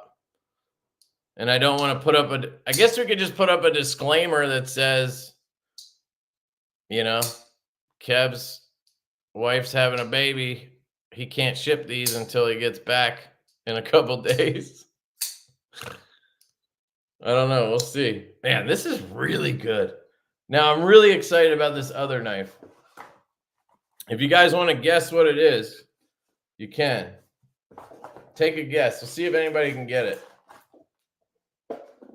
If you get it right, I'll give you a knife. Not the knife, but I'll give you a knife. I'll give you... Ooh, this one's really good, though. This one's really good. Oh, this one's good, too, though.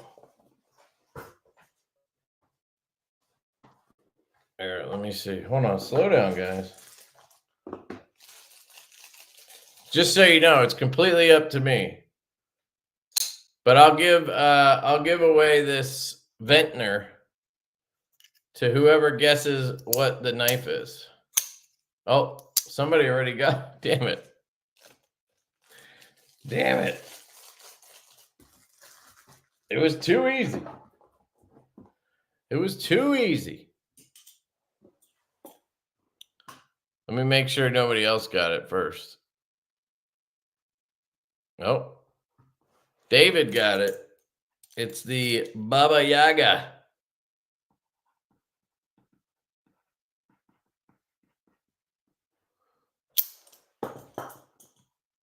This is yours, buddy. Hit me up with your address. If I probably have it, but hit me up anyway. But yeah, I'm really excited to check out the Baba Yaga. I saw that White Mountain Knives had it. I asked Concept if they would send me one, and they were like, they're not out yet. And I was like, okay. So I hit up Justin at White Mountain. I was like, dude, could you send me one of these? Because I really want to check it out. And I really like to support Sparrow. And he was like, yeah, sure. So here it is. And it's in 80s. Hell yeah, dude. It's beefier than I thought it was going to be. I thought it would be slimmer, but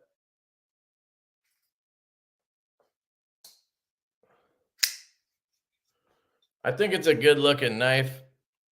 It's a wild looking design. Is that a Tanto?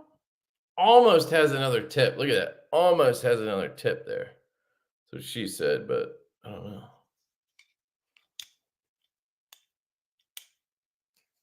Interesting. Ergos. That's good. That grip feels good. This grip is kind of... Oh, okay, yeah. Once you go all the way up, it's good. Ooh, it's hollow ground. They actually... What? Kubi did a hollow on one of their own knives. I don't think I've ever seen them do a hollow. That is nice. Very nice. Let's see. Good action.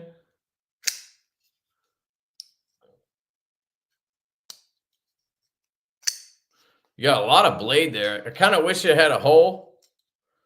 Like, why not put a hole there, you know? It's got plenty of room. It's almost awkward with the thumb stud.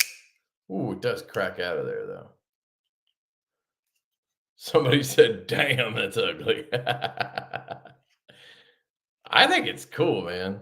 Yeah, it's a Sparrow knife co design. So it's one of Greg's designs. I love Greg. He's a great dude. Baba Yaga.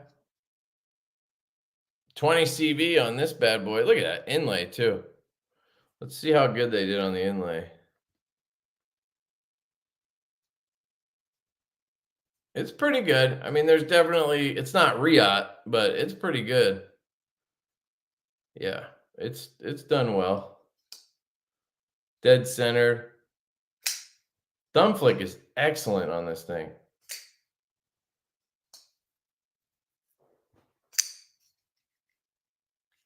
John Wick? What about John Wick? I like those curves.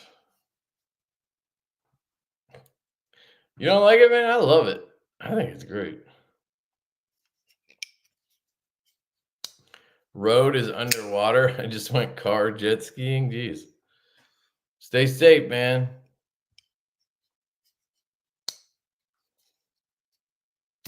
Oh, yeah, that lefty flick is nice because of the D10, I guess. Oh, yeah, buddy. That's an interesting size. It is deep, dude. That's what he said. Deep hollow. It is deep. I mean, we're talking like stout deep, like Evo deep. Like this is a deep fucking hollow, man. That's real nasty. That's a real nasty, Clark. Yeah, it's a good one, man. Dude, if you're right-handed, you really have no excuse for not trying the Loki. It's so good. This is such an underrated knife, in my opinion. If this had that hollow grind, it would be game over, dude. If this had that hollow grind, it would be game over. Listen, the D10, every one of these I've ever handled is so clicky.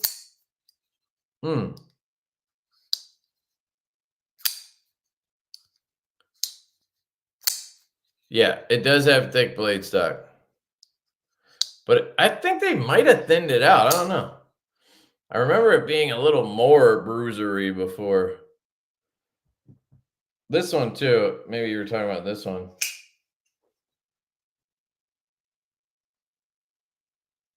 Yeah, it's even thicker on the Baba Yaga. I just love that name. It might be part of it.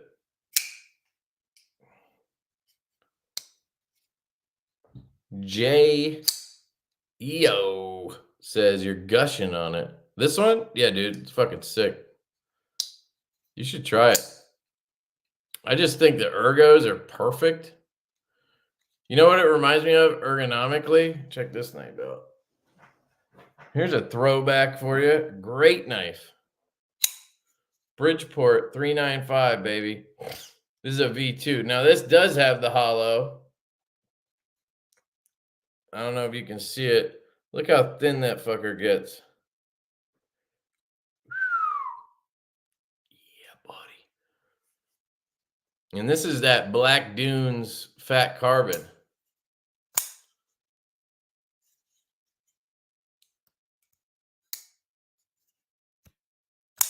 Strong ass D10, dude. That's why he sent me this one.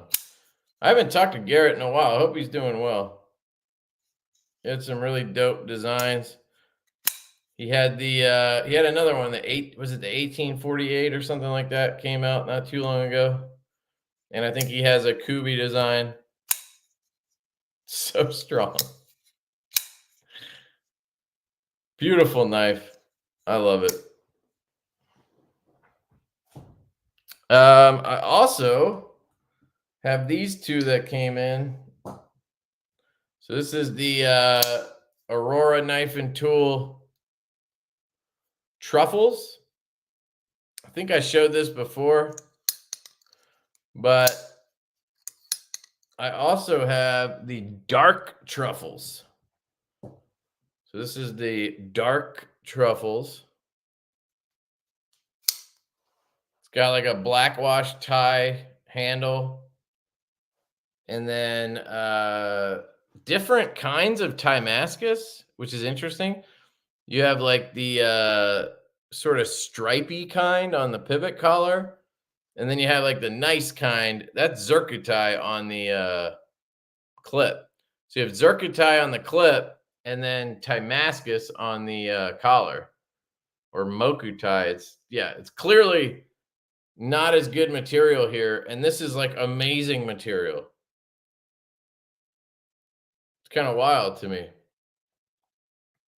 And then I think that filler tab might even be zircuti as well. I think it's just upside down maybe because of the side it's on or something. I don't know.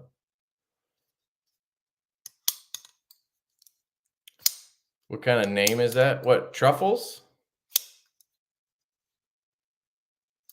Mark Cohen says, have you seen the new Brian Brown Jaeger?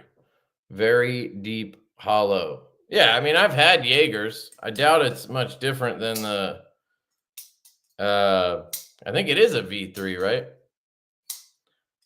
They've always had deep hollow grinds. That's what was so great about it.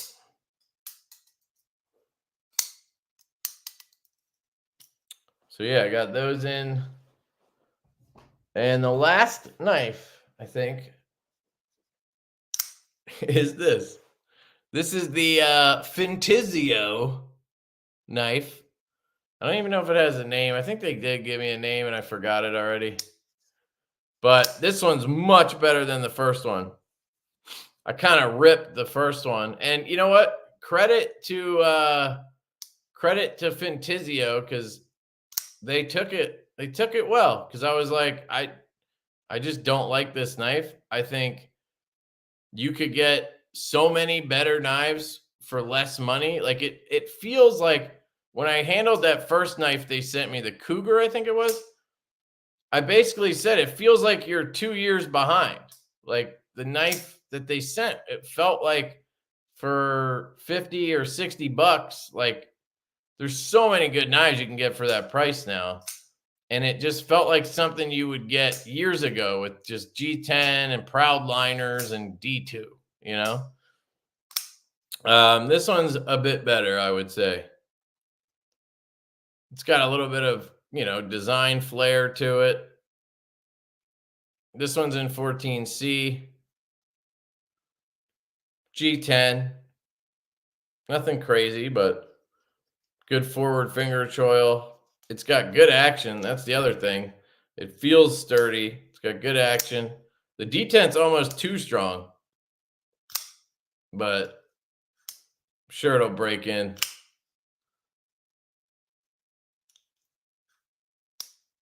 And I think it's like 50 bucks on Amazon. That's not bad.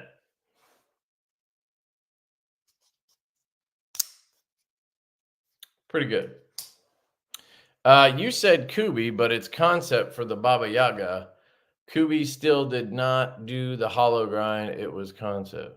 Yeah, it's concept. I don't know if I said Kubi, but that's what I meant.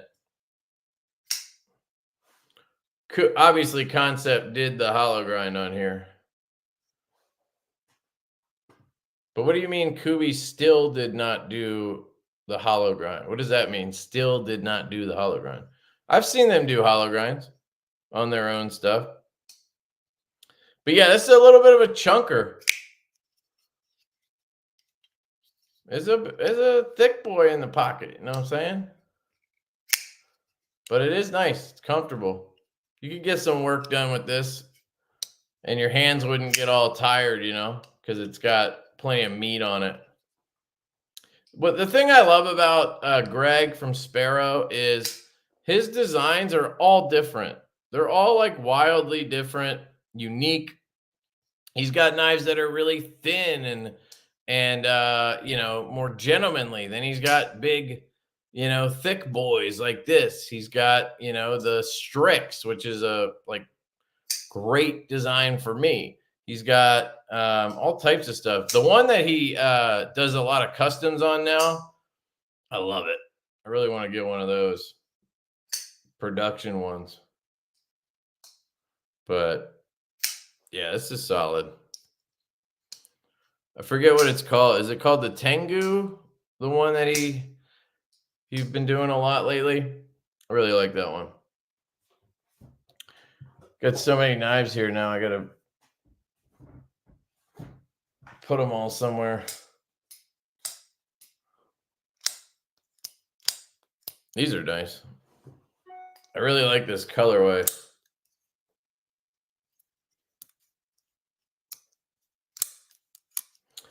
I got a cool knife we can do a giveaway for. Let me put all this stuff away. Man, way too many knives.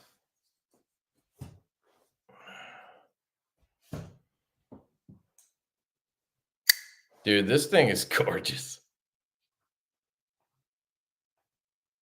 This thing is just fucking gorgeous. It's ridiculous. Check this action out too.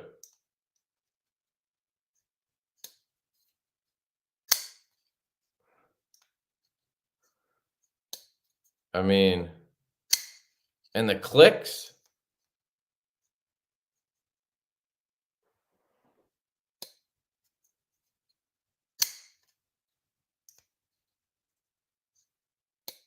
Oh, so sweet. So satisfying. This thing's dope too, dude. This is really nice. Well done. Well done by Vosteed. What did we decide this was? It was named after a dog. The Valhund is a dog. Should look that up. Kev, the purple Jackwolf or the Kingpin top flipper? Where is my Kingpin? Hold on. Here it is. So good.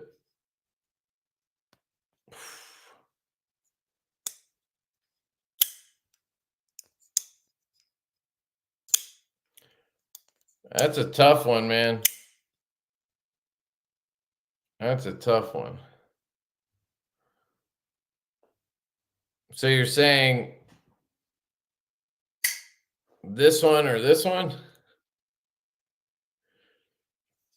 I mean, if you put a pew pew to my head, I would go with the Kingpin. But it would basically be because of the size and the blade shape, if that makes sense. I don't think this is functionally better knife or anything. They're both equally fantastic. This one has some touches that this doesn't, because this isn't trying to be that fancy, and this is. But personally, I much prefer this blade shape where I have a more usable tip to this, where you have that rhino's horn type tip.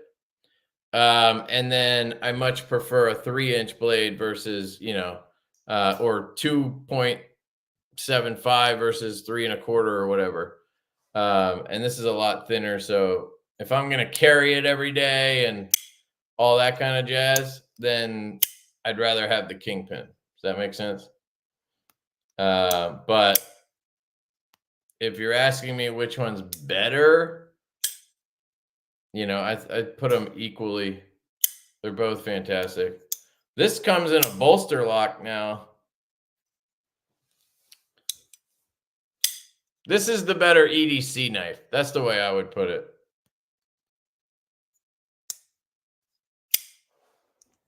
You guys should check these out, though. Thanks for mentioning that. Check out Notorious EDC. Tom, he's got a new batch of Kingpins, and he now has these bolster lock versions. So he's got a double black linen micarta. He's got this one with this gold ano on it, which is pretty dope, with belt satin. He's got forged carbon fiber, belt satin. He's got a blacked out one with forged carbon fiber and PVD. He's got Mars Valley, one of my favorite fat carbons. Mars Valley. And then he's got Purple Haze as well. And I love that they all come in either PVD or belt satin. Excellent knife, $350, great price. I mean, you're talking Riot OEM, pretty standard stuff there. Excellent. That also reminds me, we talked about traditional pocket knives a couple times already. If you missed the Sweeney, he's got the full-size Sweeneys in again. He's got this Ultim version with an acid stonewash that looks sick. Definitely one of the best knives of this year or the past year, whatever you want to call it. This is a mini. I love the mini, but most of you guys probably prefer the full size. I love this version right here. It's kind of the opposite of what I have. It's got the PVD on the bolster and then satin on the hardware, or blasted on the hardware, whichever. And then this one's kind of opposite. So there's some more versions, which is cool. These are all sold out. These are from the original run, I think. So these are the ones available now. And the price is great. I mean, $325. And it's such a well-rounded knife. Still one of my favorite knives of all time. The Mini Sweeney. This will 100%. This will be in my top knives of the year.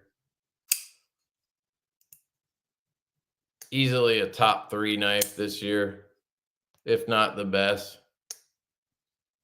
Such a good knife. That's the Sweeney. And you know, the Kingpin's going to be right up there too. You know, I would love to see Tom work on a Kingpin that is like basically the same, but has just enough blade out here to flick. If he made one that you could flick, it would be game over. You could just call it the Mafia Boss. Yeah, that was dumb. Dark water with the 20 bones for the baby. I'll drop a 20 on him when he pops out.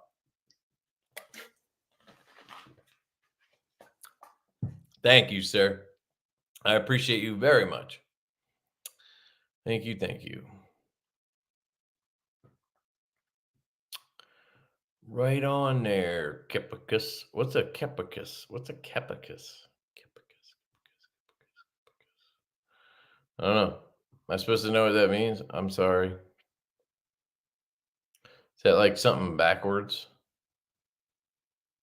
Nope. Yeah, that Vosteed is sick, dude. It's real nice. Greg from Sparrow has no more productions. He is only doing customs now, but he's still licensed some designs to other companies. The other name of the knife, I think you're thinking. Yes, the Rougarou, dude. Love that name, Rougarou. I'll pull him up, dude. He's the man. And his whole goal with the production runs was to raise enough money, basically, so he could start he could buy a CNC machine and learn how to use it. And he did that. And he's one of the only guys who has actually followed through on that.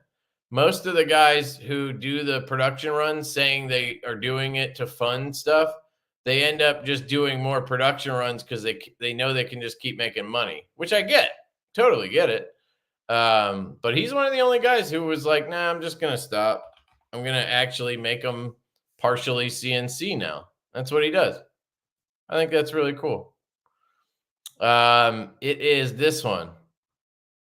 Such a sexy knife, dude. So nice. Is this the Rougarou? Oh my god. It makes, dude, it's a freaking hawkbill, right? Or is it a warnie? It's very close. It's so nice.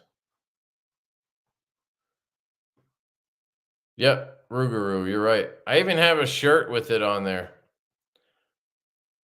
That reminds me to go check his shirts. I love knife shirts. Let's see if I can buy another shirt. I think he didn't have the color that I was looking for. Wait, can I buy this thing? What? Oh. Dude, that's not bad. $13.50. You know he's doing a lot of handwork on that. How do I oh, he doesn't have any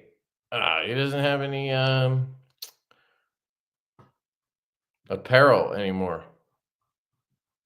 Come on, Greg, you gotta get on that. Anybody know of a good knife shirt I should get? What am I missing? Axial sent me this shirt. This shirt's nice. But yeah, I have a few Sparrow shirts. I have a bunch of Berg blade shirts, but they're like, the material is not the best. It's like, well, it is. It's good material, but you know, I'm fat, so I need it to be a little more subtle. You know, I don't need that shit that rides up my bunghole. Let me see. Does Notorious EDC have shirts? Let's find out. Let's go on a shirt hunt. Cold steel? Nah. I'm talking like, you know, this kind of stuff. Oh damn, you guys, oh, it's a pre-order and it's beer bomb. I don't get the beer bomb thing. I mean, I know they're super popular, but oh wait, he does have a shirt. Skull and Crown? Okay. All right. Ah, sold out. God damn it.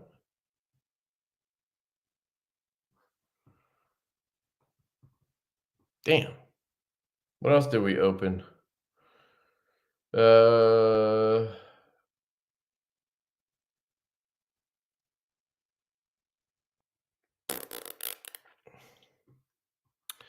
yeah, nothing's coming to mind. Oh, New Breed t-shirts. All right. Let's check out New Breed.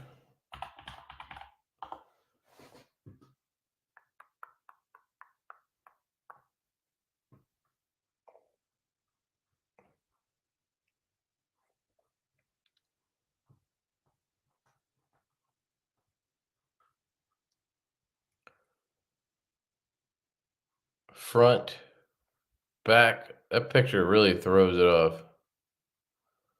What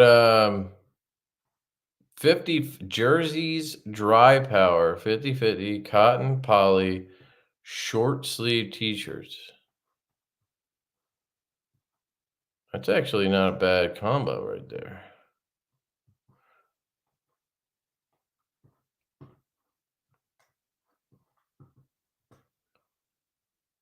I stopped sharing because I don't want you guys to see it. I'm gonna buy one real quick.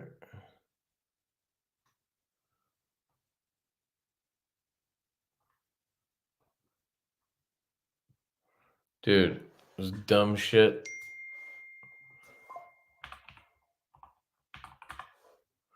Making me log in and all this dumb stuff. Yeah.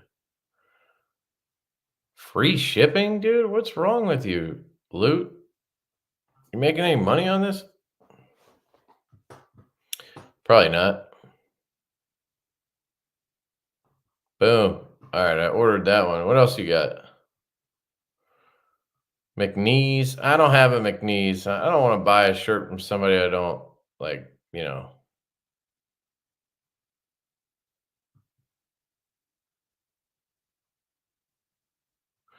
I don't think so. He doesn't do production.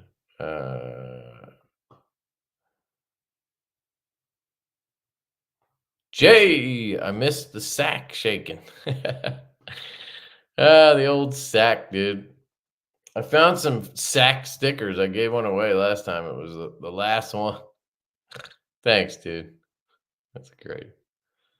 Illuminati's been a member for 20 months. He's throwing up ball sacks.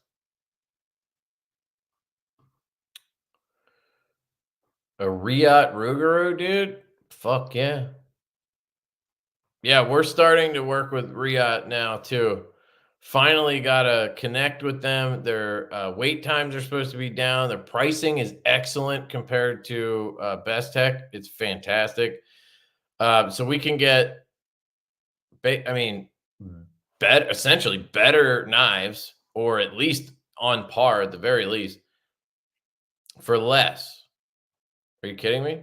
We're ordering Lush V2 prototypes right now.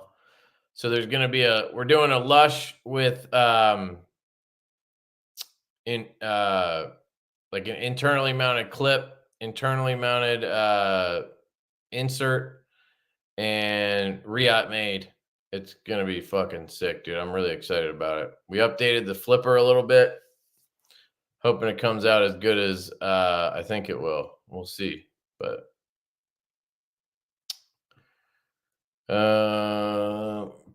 get out of here, bro. Only for you. Only for you. What's up, buddy?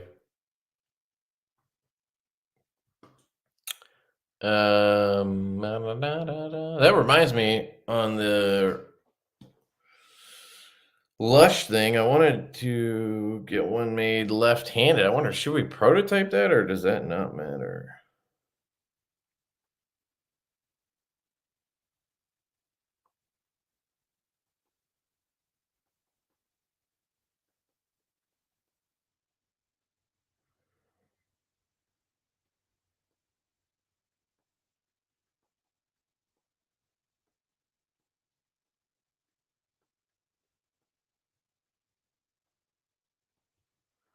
In production.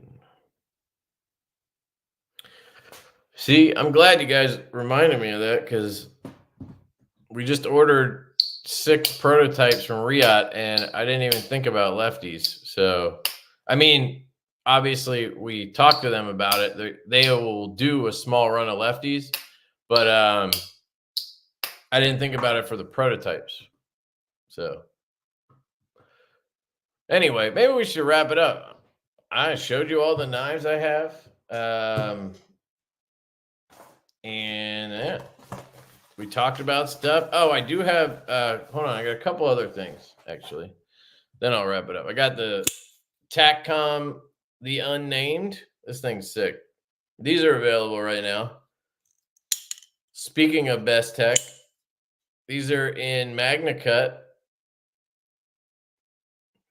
and titanium. It's got this really nice milling on the titanium. I don't know if you'll be able to see it from, you know, this iPhone webcam deal.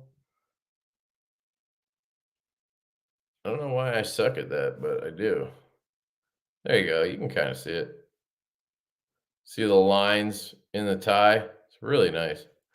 And for a button lock, it slaps. I mean, it really slaps. This one's from TACCOM Knives. So Shane over there is the one who designed it. I got to handle the prototype, like, I mean, it's over a year ago that I saw the prototype, I think. It's been a while. To me, it has like vibes of the Evo. It has vibes of like the Kunwu Padre. Although I think this, I might have seen this before that ever even came out. And it has some damn design vibes. And altogether, I think it's pretty cool. It's a wild design. Obviously, not going to be for everybody, but Tyconic or Aurora Rays. See, that's another one that's just, they're not very comparable. They're completely different knives. I would go with the Tyconic because I like the smaller size. I like having a hole to flick, so she said. So for those reasons, the Aurora Rays is excellent, though. And if you like a flipper knife, you know, or a larger knife, or you've always wanted a Grimsmo Rask, but you couldn't afford it, that's a great knife for that. I have this little fidget thing that I guess is supposed to look like a, you know, pew pew. It like, something in there pops when you cock it. That's what she said, I guess, too.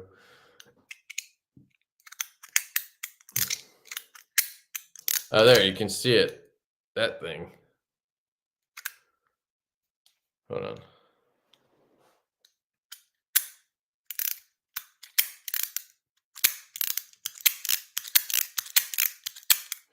It's stupid, but yet it's like fun to play with.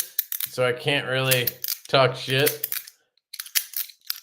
because I grabbed it out of the box. I don't even know who sent it to me. It came, I had the box for it, but I don't remember talking to anybody about this Proxy EDC.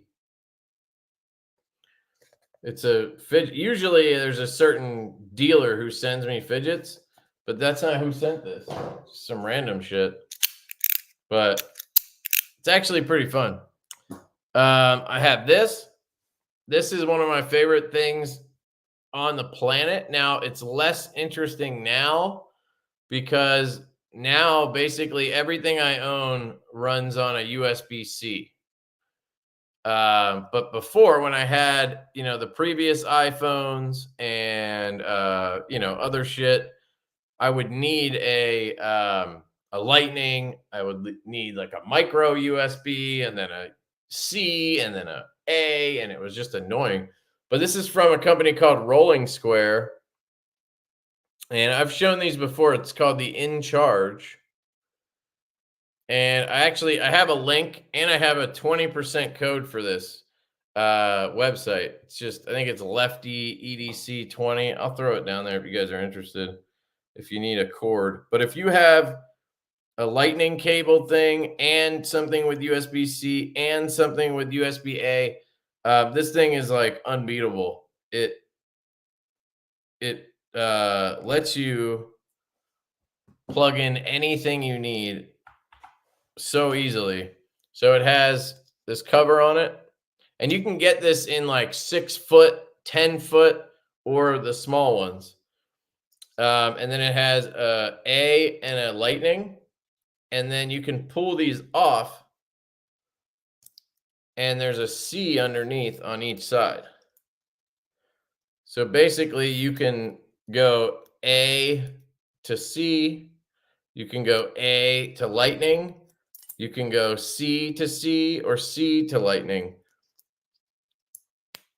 And then it tucks away all into this. It's magnetic. So it pops together, and then the cover goes on, and you can drop it in a bag. It's really good for traveling. I keep one in all my travel bags. And then they make like a mini one, I think, with the key ring and stuff. They have some really cool stuff at Rolling Square. So there's that.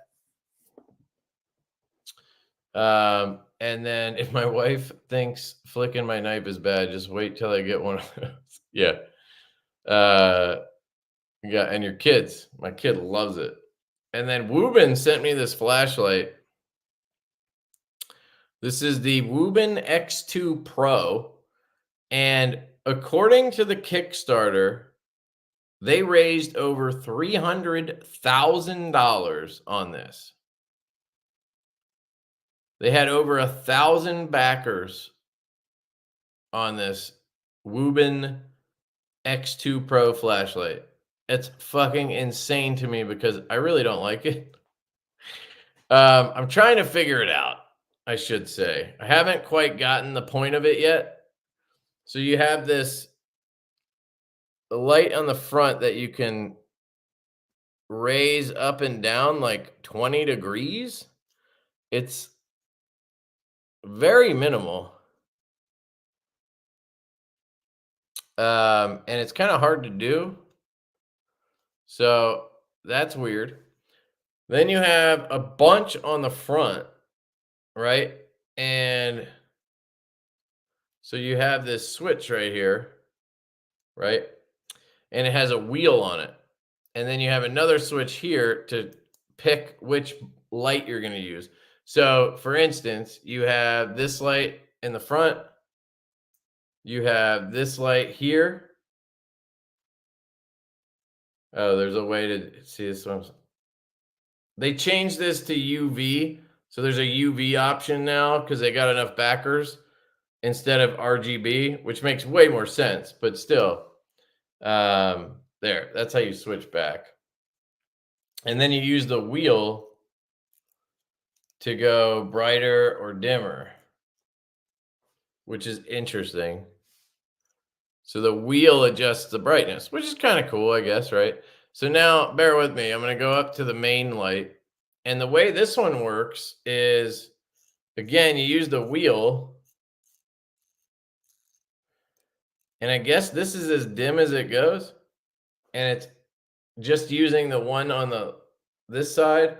And then as you wheel up, it starts turning on more of those bulbs or LEDs until you have all of them on. And I guess it goes from like floody to throwy light is the point. but at least inside, I don't notice that. And it just looks like a smorgasbord of light on the wall. I need to try it outside, but inside it seems pointless.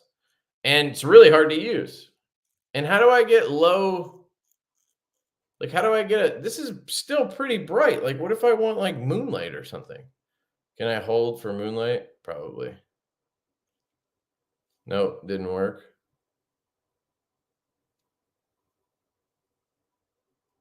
I can get 1200 lumens, but how do I get like 10? You know what I mean? It's just weird. I'll have to mess with it, but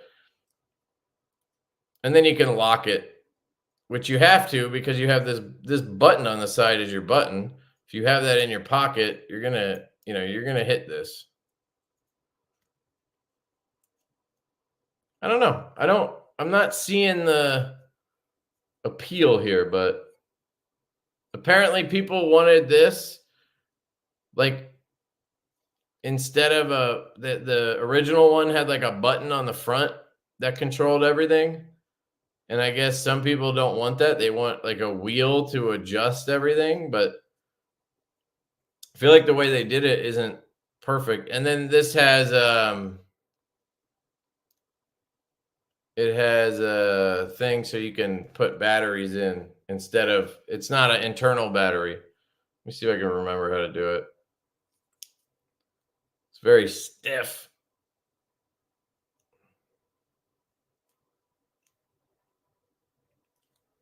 Jeez, how did this work? I can see it's like locked, but there's a little.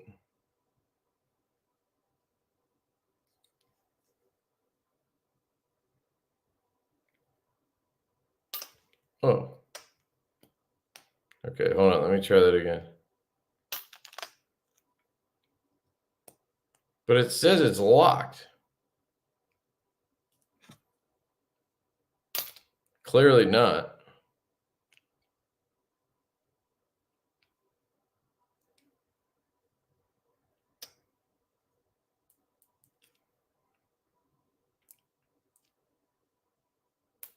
There.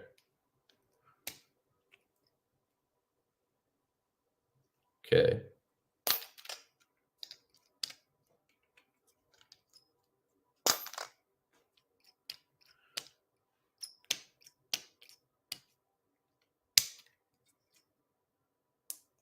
Okay, now I hit the lock. Okay, now it's working right. Okay. But then I can't unlock it because it tabs too strong. Yeah, it just doesn't work right. I think it's a prototype or something. And then you can put two double A's in. You can also put, sorry, these are 14500s. You can also put two double A's in, or you can use one. So this will actually run off of one battery, as I understand it. Oh, I have it off. Well, that would help. See, so it'll run off of one too, and it'll run off a double A and 14500. That's pretty cool. But opening this thing is kind of weird. I don't know why it doesn't want to just open.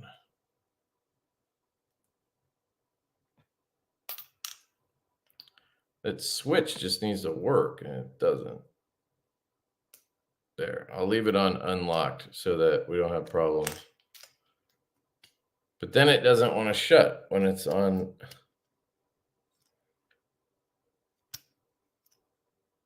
So what you got to do is do that. Then it'll lock.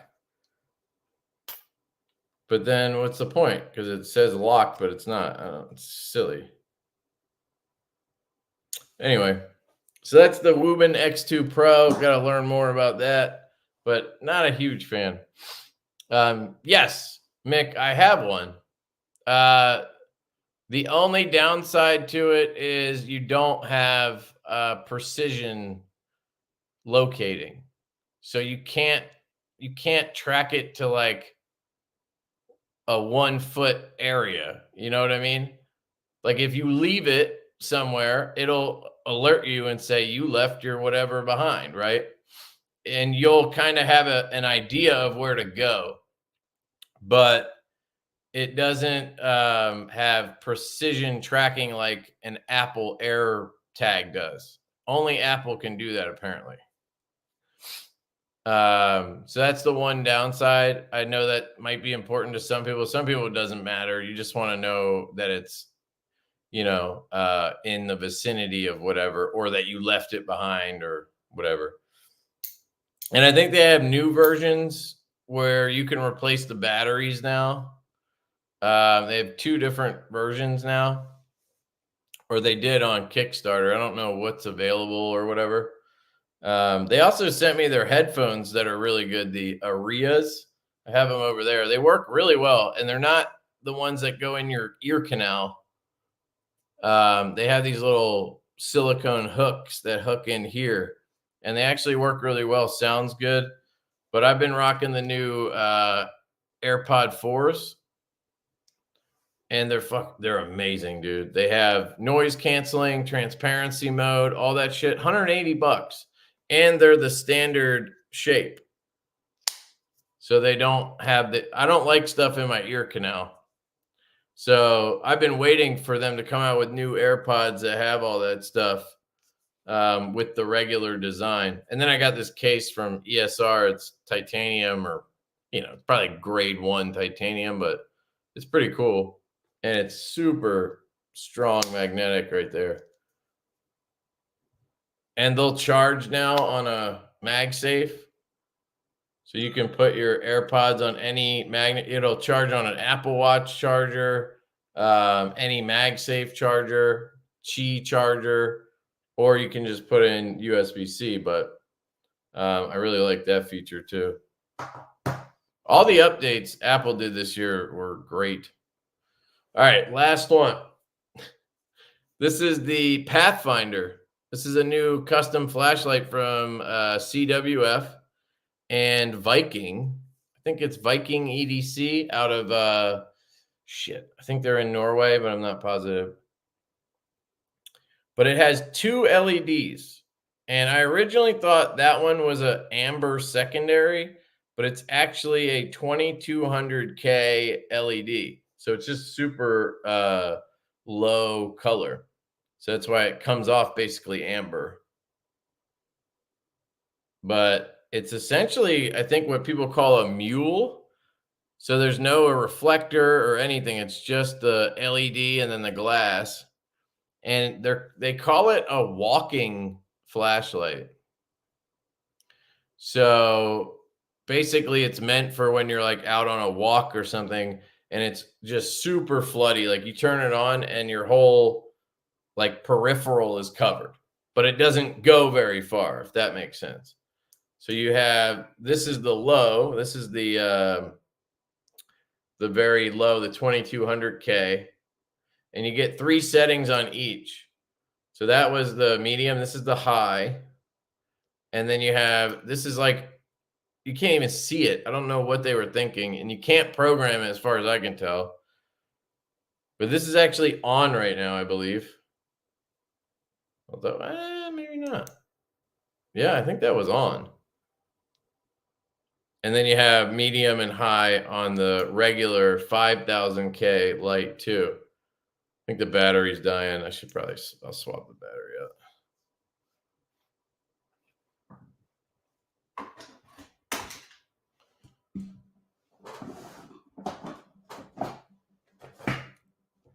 Oh, almost lost them. It uses the same batteries that I use in my custom light.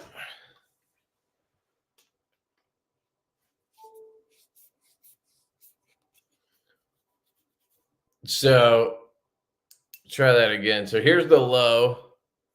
This is the low with the 2200K. And I'm just realizing actually both of them are on. That's pretty cool. So the Moonlight has both of them on, which is nice. And then you have the medium and the high. You can see that battery was toast, dude.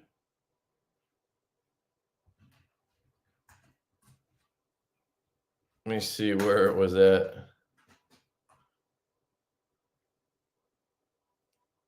And then there's the low on the 5K. So maybe they weren't both on. Maybe it just was lighting up the other one. But these moonlight modes are so low. Like, I mean, at least when I tried it, like in my dark bedroom or whatever, I couldn't see shit even with the moonlight mode. It was too low. But maybe the battery was dead. I'll try it with the new battery in there. Yeah, that battery was fully, like, almost dead. So see if this helps. But I don't know. It's an interesting light. Very unusual to have two LEDs like that, all flood, 3 modes each. Like, it's just random.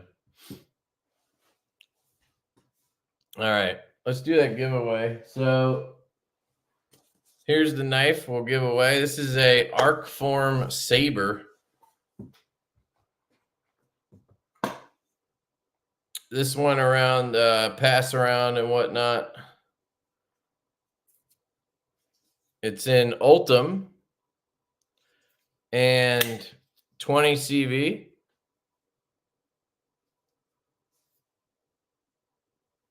Really nice sheep's footy style blade shape. I believe the OEM on this is Concept, but I could be wrong. It has their, I think it has their race bearing washer thing in there. So I'm pretty sure it's Concept, but I don't know. Really nice, good detent, all that good stuff.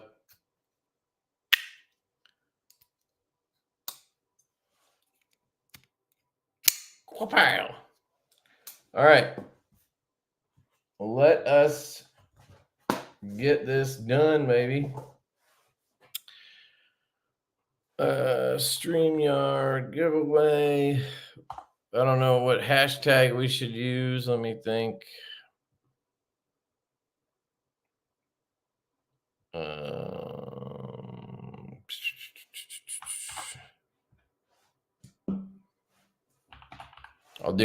I got it.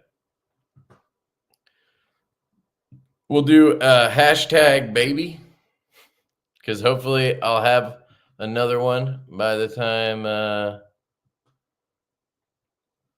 the next live stream comes around.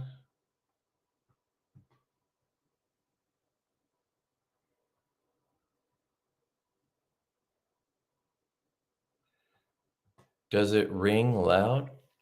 Oh, the air card? Let me see if it's on right now. I'll try to see if you can even hear it. It's in that bag right there. Find my...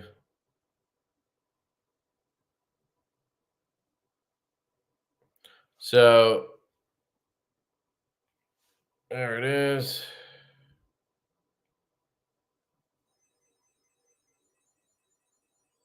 Can you hear it?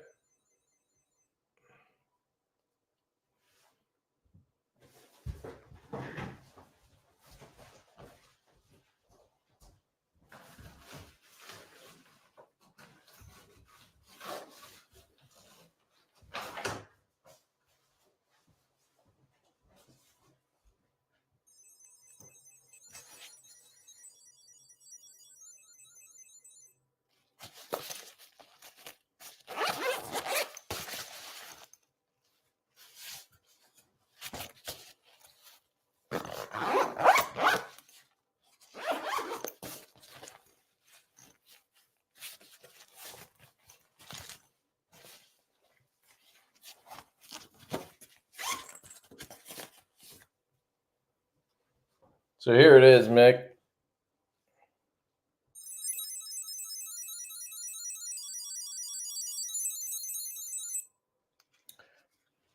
And I've probably had this. I think I've had this over a year, I'm pretty sure. So I don't know how you check the battery or anything, but it clearly still works. I know this version is the first version, and it does not have a replaceable battery, but it's only like 20 or 30 bucks. So I think it's just meant to work for a couple years and then you throw it away. But the new ones, they now have replaceable batteries in them, but it's pretty loud. I mean, it was in my bag in this thing and I could clearly hear it.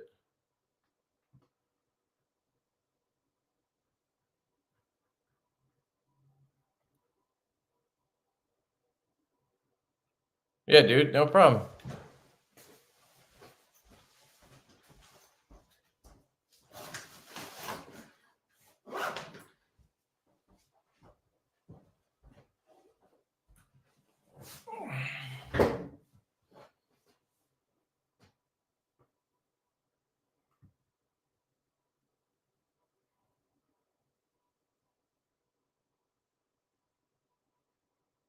Oh, you couldn't hear it?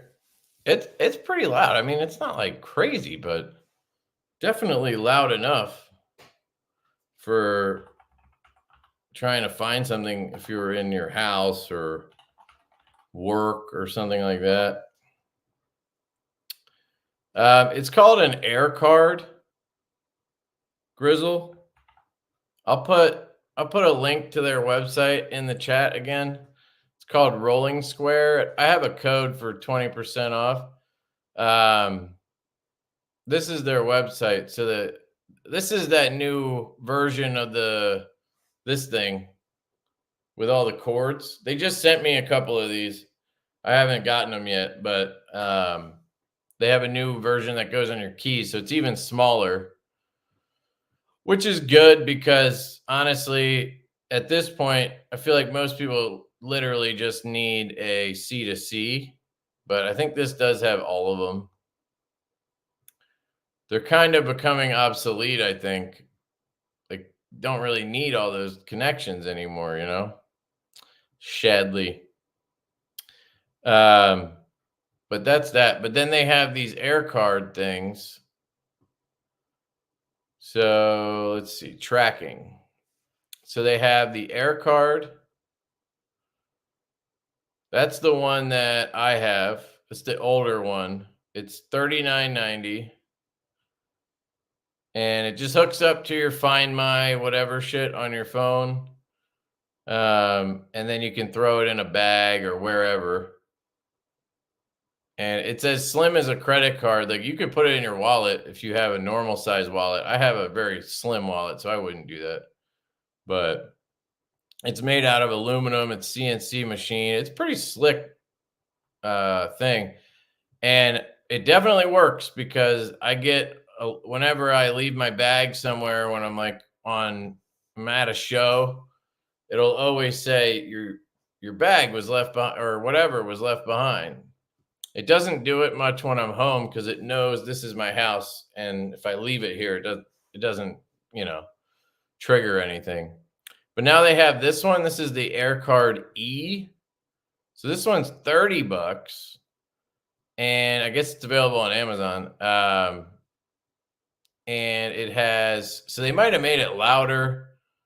1 year battery life, and then you can replace the batteries now.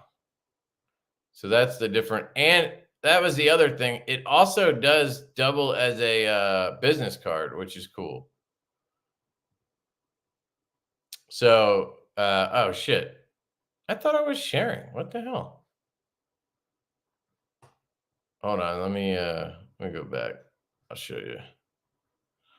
I was talking that whole time. You didn't see shit, did you? So this is the new one. This is the E, and it's super thin. So 3 millimeters. That's pretty thin. It's like thin blade stock. You can replace the batteries, whatever.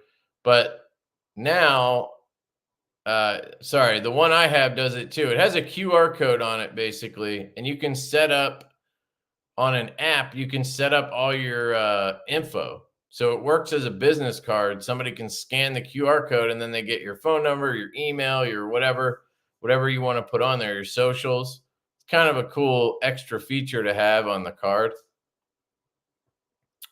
And then this is the one that I have that I was showing you. This one right here.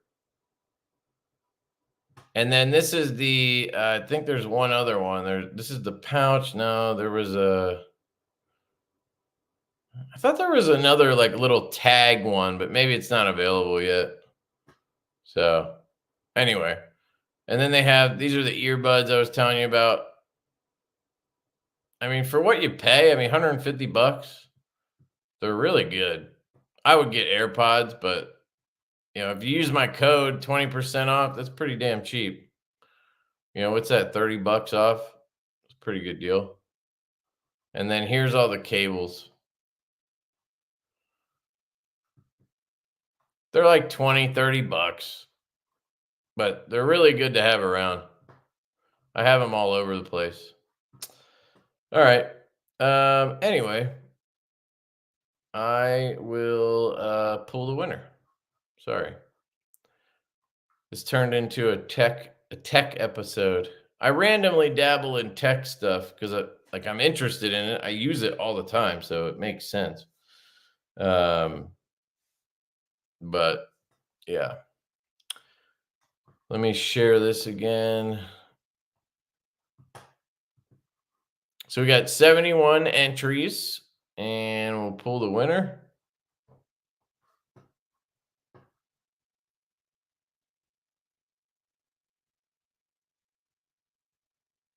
T-Fetch with the win.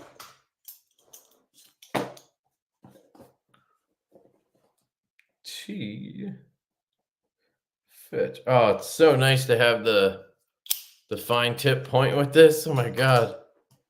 You can actually just write. Sick. All right, so I got these two for David and T-Fetch. Congrats, guys. Appreciate you all watching. I think I'll wrap it up there. I think that was enough. You probably won't see me next week. We'll see, depending on how the drop goes, and then the baby. Who knows what's going to happen, honestly.